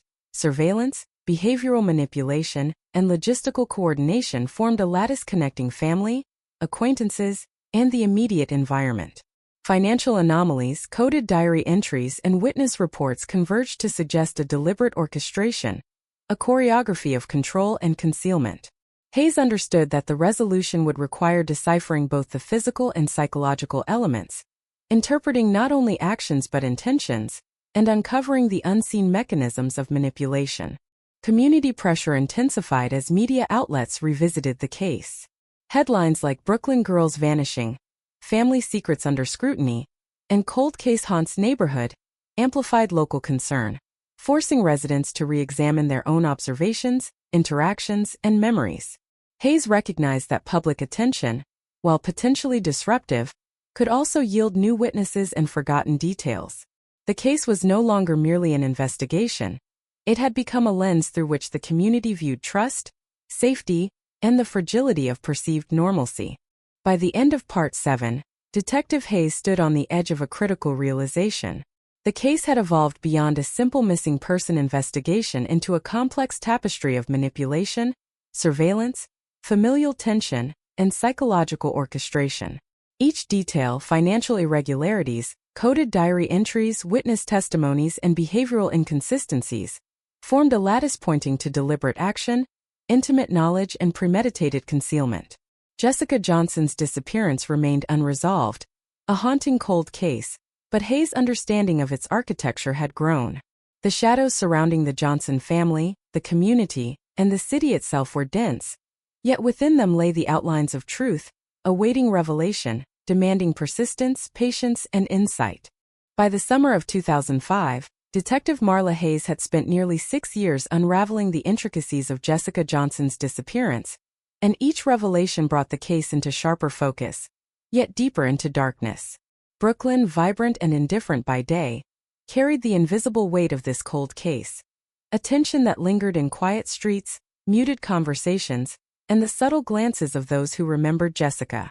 Hayes moved through the city with the sense that every corner, alleyway, and shadow held potential significance, each step a test of perception, patience, and endurance. She knew that in cases like these, the smallest detail, overlooked by the casual observer, could be the linchpin that finally unlocked years of silence. The Johnson household remained enigmatic, a crucible of tension, grief, and calculated appearances. Richard Johnson maintained outward composure, yet Hayes detected the subtle tremors, the micro-expressions of unease, and the fleeting hints of guilt that punctuated his carefully measured words. Evelyn Johnson, equally poised, oscillated between controlled sorrow and deflection, revealing only fragments of truth through subtle gestures and carefully managed speech. Hayes understood that the family's facade was meticulously constructed, each interaction a potential clue, each hesitation a signal of hidden knowledge or culpability. In this environment, the detective had learned to read not only words but silences, gestures, and the fleeting expressions that carried the weight of unspoken confessions. New leads emerged from archival research. Hayes discovered overlooked records from local precincts, minor complaints, and stray observations previously dismissed as inconsequential. When examined collectively, patterns emerged. Suspicious behaviors, strange visits, and subtle disturbances aligning with critical points in Jessica's timeline. These minor incidents, once buried in bureaucratic noise, now provided the connective tissue for understanding the orchestration of her disappearance. Surveillance, reconnaissance, and preparation had been methodical, executed with precision and awareness, pointing toward an orchestrator intimately familiar with the household and its routines. Jessica's diary remained a key artifact in reconstructing her final days. Hayes meticulously analyzed entries describing fears, coded observations, and implicit warnings. References to shadows in the hall, voices out of place, and movements that shouldn't be suggested awareness of monitoring, coercion, and manipulation. Each reread revealed layered meaning. Jessica had sensed danger, recognized surveillance, and documented her fears as a coded warning. Hayes interpreted these writings as a map of psychological distress, a trail of breadcrumbs left for anyone willing to understand the depth of her vulnerability and the calculated orchestration surrounding her disappearance. Digital evidence provided further insight. Hayes examined archived emails, early internet communications, and phone logs, identifying patterns of calls and messages linked to untraceable numbers. The timing of these communications coincided with critical events and moments of vulnerability, suggesting surveillance, coordination, and manipulation by someone with both technical awareness and intimate familiarity with Jessica's life. The orchestration was deliberate, patient, and precise, revealing a perpetrator capable of managing observation, influence, and concealment without detection. Financial anomalies reinforced the emerging theory. Transfers, withdrawals, and untraceable payments coincided with critical periods in Jessica's timeline, suggesting premeditation and the facilitation of her disappearance. Hayes documented each transaction, seeking patterns that linked financial activity to behavioral observations and surveillance. The network of manipulation extended beyond immediate interactions, encompassing covert logistics, discrete movement, and the subtle orchestration of opportunity and control. Hayes began to see the disappearance not as an isolated event, but as the result of a calculated, prolonged operation executed with intimate knowledge and planning. The community's response remained a vital dimension. Brooklyn's residents, though outwardly carrying on, exhibited subtle changes, heightened vigilance, careful monitoring of surroundings, and whispered discussions of shadows, unfamiliar faces, and unexplained behaviors. Hayes recognized the psychological impact of unresolved cases. Fear, suspicion, and tension propagate beyond the immediate family, embedding themselves in the fabric of daily life. The city itself, with its constant movement and silent witnesses, became a repository for memory, anxiety, and unspoken truths, reflecting the pervasive influence of the unresolved disappearance. Witness accounts continued to provide fragments of clarity. One recalled seeing Jessica speaking with an unfamiliar figure near the docks, her posture tense and guarded. The figure's movements were deliberate, suggesting both familiarity and intent. Cross-referenced with diary entries, financial anomalies, and previous observations, this account reinforced Hayes' understanding. Jessica had been guided, coerced, and monitored, her movements orchestrated by someone intimately aware of her routines. The disappearance was strategic, not random, executed with foresight and a deep understanding of human behavior. Psychological profiling deepened Hayes' insight into potential motives and actors. Patterns of control, secrecy, and manipulation indicated that the orchestrator was adept at exploiting trust and predictability. Hayes hypothesized that the perpetrator possessed not only knowledge of Jessica's physical routines, but also insight into her psychological tendencies, able to predict reactions, manipulate behavior, and orchestrate events without detection. The cold case was as much a study of psychological orchestration as it was an investigation into disappearance. Extended family and acquaintances provided additional context. Subtle conflicts over trust, influence, and domestic authority emerged as potential contributing factors. A distant relative recalled Richard Johnson's unusual tension in the days leading to Jessica's disappearance, muttering about keeping control in a hushed tone. Another acquaintance observed Evelyn Johnson's calculated interactions with neighbors, suggestive of attempts to control perception and prevent exposure. Each seemingly minor detail contributed to the mosaic Hayes was assembling. A household steeped in secrecy, manipulation, and the potential for betrayal from within. An anonymous tip arrived mid-year, brief and cryptic, referencing a presence in shadows, trusted yet dangerous, moves unseen. Lacking actionable specifics, it nonetheless confirmed Hayes' suspicions. Someone intimately connected to Jessica's life had orchestrated or facilitated events, manipulating both household and environment to conceal involvement. The tip validated the emerging theory of deliberate orchestration, reinforcing Hayes' focus on patterns of surveillance, control, and premeditation. By late summer 2005, Hayes had constructed a detailed timeline of movements, communications, and interactions surrounding Jessica's disappearance. Patterns were apparent: surveillance, manipulation, and coordination formed an intricate lattice linking family, acquaintances, and environment. Financial irregularities, coded diary entries, and witness reports converged to suggest calculated orchestration. Hayes understood that the resolution required interpreting both physical and psychological elements, decoding intentions as well as actions, and unveiling the hidden mechanisms of manipulation. Media attention intensified. Headlines revisited the cold case, emphasizing family secrets, community impact, and lingering questions. Brooklyn mystery deepens. Johnson disappearance still unsolved, and cold case shadows neighborhood. The coverage rekindled community scrutiny, generating new witnesses and forgotten observations.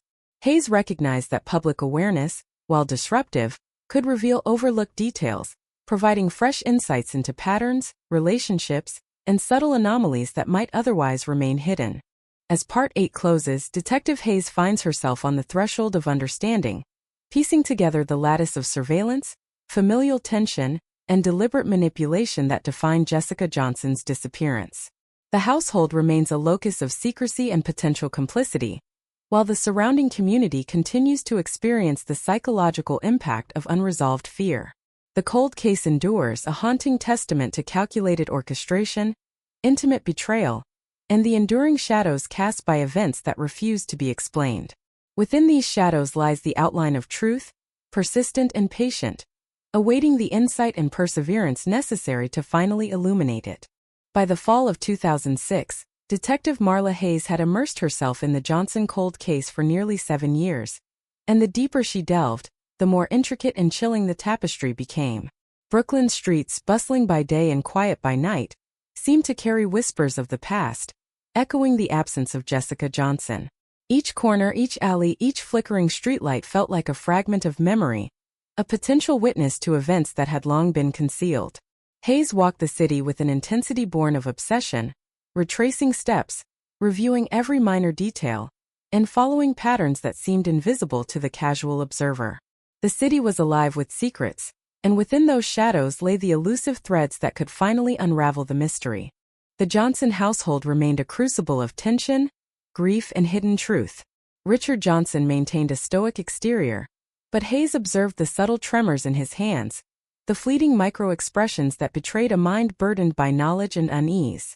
Evelyn Johnson's outward composure oscillated between controlled sorrow and defensiveness, her gestures and tone revealing fragments of a story carefully guarded. Hayes knew that the household itself was a puzzle, a place where every word, pause, and glance could hold significance, and that understanding these silent signals was as crucial as analyzing physical evidence. Archival research continued to yield new insights.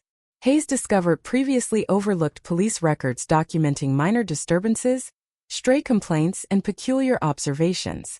When examined collectively, these entries revealed a pattern of surveillance, preparation, and coordination in the weeks preceding Jessica's disappearance.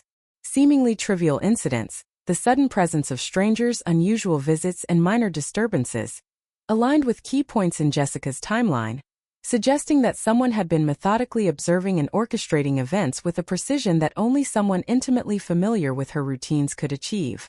The diary remained a critical source of insight. Hayes scrutinized passages describing subtle fears, coded observations, and implicit warnings. References to the shadow that follows, voices in the quiet, and movements that don't belong indicated Jessica's acute awareness of surveillance and manipulation. Each reread revealed layers of meaning, an escalating sense of danger, suspicion toward familiar figures, and coded attempts to document threats. Hayes interpreted these writings as both a psychological record and a map of clues, a trail left by Jessica in the hope that someone would understand the hidden dynamics shaping her life. Digital forensics, though limited by early 2000s technology, provided further revelations. Hayes analyzed phone records, emails, and early internet communications, identifying patterns of calls and messages linked to untraceable numbers. These communications coincided with key events in Jessica's timeline, suggesting ongoing surveillance, coordination, and psychological manipulation by someone with intimate knowledge of her daily routines. The evidence indicated that this was not the act of a random perpetrator, but of someone deeply embedded in her world, capable of orchestrating events while maintaining plausible deniability. Financial irregularities continued to illuminate the orchestration. Hayes documented sequences of withdrawals, transfers, and untraceable payments occurring at critical times, pointing to preparation and facilitation of the disappearance. These seemingly minor transactions, when considered alongside diary entries, surveillance reports, and witness accounts, revealed a pattern of deliberate, calculated orchestration. The disappearance was no accident. It had been carefully engineered, executed with patience, precision, and an intimate understanding of the household and its vulnerabilities. Community dynamics remained an essential aspect of the case. Brooklyn's residents, though outwardly carrying on with daily life, exhibited subtle shifts, heightened vigilance, cautious interactions, and whispered conversations about unfamiliar faces and shadowed movements. Hayes recognized that the unresolved disappearance had embedded fear into the collective consciousness, fracturing trust and leaving a lasting imprint on the fabric of the neighborhood. The city itself became a silent participant in the narrative, its streets, alleys, and buildings retaining the memory of absence, fear, and unresolved tension. Witness accounts provided additional pieces of the puzzle. One described seeing Jessica speaking with a hooded figure near the waterfront, her posture tense and cautious, indicating awareness of observation. The figure moved deliberately, with the confidence of someone intimately familiar with Jessica's routines. Cross-referenced with diary entries, financial anomalies, and surveillance patterns, this observation reinforced Hayes' understanding. Jessica had been guided, coerced, and observed, her movements orchestrated by someone with intimate knowledge of her life and environment. The disappearance was deliberate, strategic, and psychologically manipulative. Psychological profiling deepened Hayes' understanding of the perpetrator's motives and methods. Patterns of control, secrecy, and manipulation suggested that the orchestrator possessed not only knowledge of Jessica's routines, but also insight into her psychological tendencies. They could predict behavior, manipulate responses, and orchestrate events with precision. Hayes recognized that the case required interpreting intentions as well as actions, decoding the architecture of manipulation, as much as tracking the physical evidence. This cold case had evolved into a study of human behavior, trust, and betrayal as much as an investigation of disappearance. Extended family and acquaintances provided critical context. Subtle disputes, hidden resentments, and power dynamics emerged as potential factors. A distant relative recalled Richard Johnson's unusual tension in the days preceding Jessica's disappearance, muttering about keeping control in low tones. Another acquaintance observed Evelyn Johnson's carefully managed social interactions, suggestive of attempts to control perception and prevent exposure. Each seemingly minor detail contributed to the mosaic Hayes was assembling. A household fraught with secrecy, manipulation, and potential complicity. An anonymous tip arrived, brief and cryptic. The one you trust moves unseen, controlling from within. Though lacking actionable specifics, it validated Hayes' theory. The orchestrators were intimately connected to Jessica's life, capable of managing events within the household and environment without detection. The tip reinforced the notion of deliberate orchestration, patience, and psychological manipulation, confirming that the disappearance had been engineered with care and insight into domestic dynamics. By late 2006, Hayes had created a detailed temporal map of movements, communications, and interactions surrounding Jessica's disappearance. Patterns became evident. Surveillance, behavioral manipulation, and coordinated logistics formed a lattice connecting family, acquaintances, and the environment. Financial anomalies, diary codes, and witness testimonies converged to suggest deliberate orchestration. Hayes understood that solving the case required interpreting the interplay of physical evidence, psychological manipulation, and social dynamics, deciphering actions and intentions alike to uncover the truth hidden beneath layers of secrecy. Media attention persisted, keeping the cold case in the public eye. Headlines such as "Brooklyn Mystery Endures," "Family Secrets Under Scrutiny," and "Cold Case Shadows Community" renewed pressure, inspiring witnesses to recall forgotten details and bringing new attention to minor anomalies. Hayes recognized that public awareness, while disruptive, could also yield critical information. Unexamined memories, overlooked interactions, and subtle inconsistencies could resurface under scrutiny, providing fresh insights into patterns of behavior, control, and deception that might otherwise remain hidden. As Part 9 closes, Detective Hayes finds herself on the brink of deeper understanding. The lattice of surveillance, familial tension, and deliberate manipulation surrounding Jessica Johnson has become increasingly apparent, yet the resolution remains elusive. The Johnson household stands as a nexus of secrecy and potential complicity, while the surrounding community continues to experience the psychological echoes of unresolved fear. The cold case endures, a testament to calculated orchestration, intimate betrayal, and the enduring shadows cast by events that refuse to be explained. Within these shadows lies the outline of truth, persistent and patient, waiting for Hayes' insight, diligence, and tenacity to finally bring it to light. By the winter of 2007, Detective Marla Hayes had spent nearly 8 years immersed in the complex web surrounding Jessica Johnson's disappearance, and the deeper she delved, the more intricate and unsettling the case became. Brooklyn, bustling by day and silent by night, carried the invisible weight of unresolved tension, the lingering absence of a young girl whose presence had been abruptly erased. Hayes moved through the streets with heightened awareness, noting the smallest details: a discarded paper, a shadow shifting in an alleyway, the fleeting expressions of passers-by.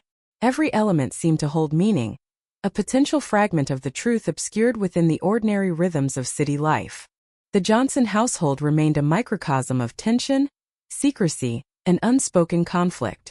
Richard Johnson maintained a carefully constructed exterior, yet Hayes observed microsignals of stress, tremors, fleeting eye movements, subtle hesitations that suggested awareness and perhaps complicity. Evelyn Johnson's composure was equally strategic, oscillating between controlled grief and deflection, revealing fragments of truth only through fleeting gestures or unintended words. Hayes understood that the family's facade was meticulously maintained.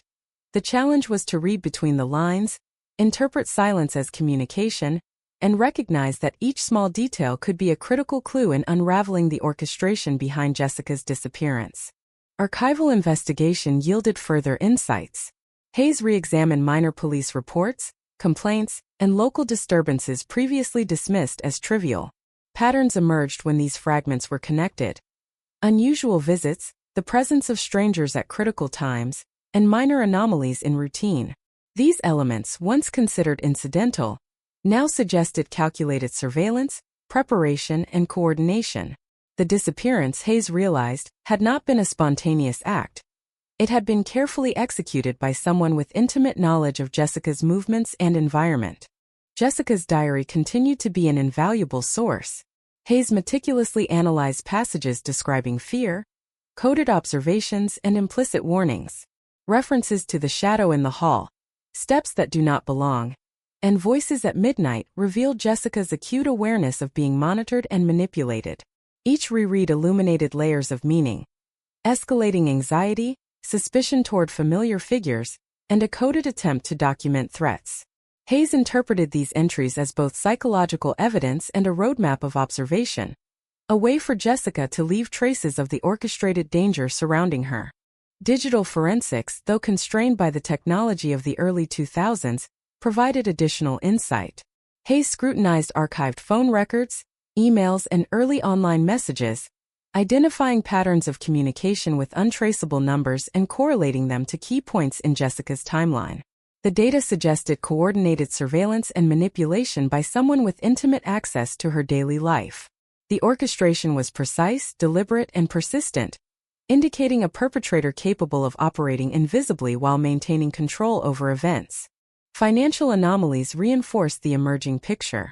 Hayes tracked sequences of withdrawals, transfers, and untraceable payments, correlating them with critical moments in the timeline.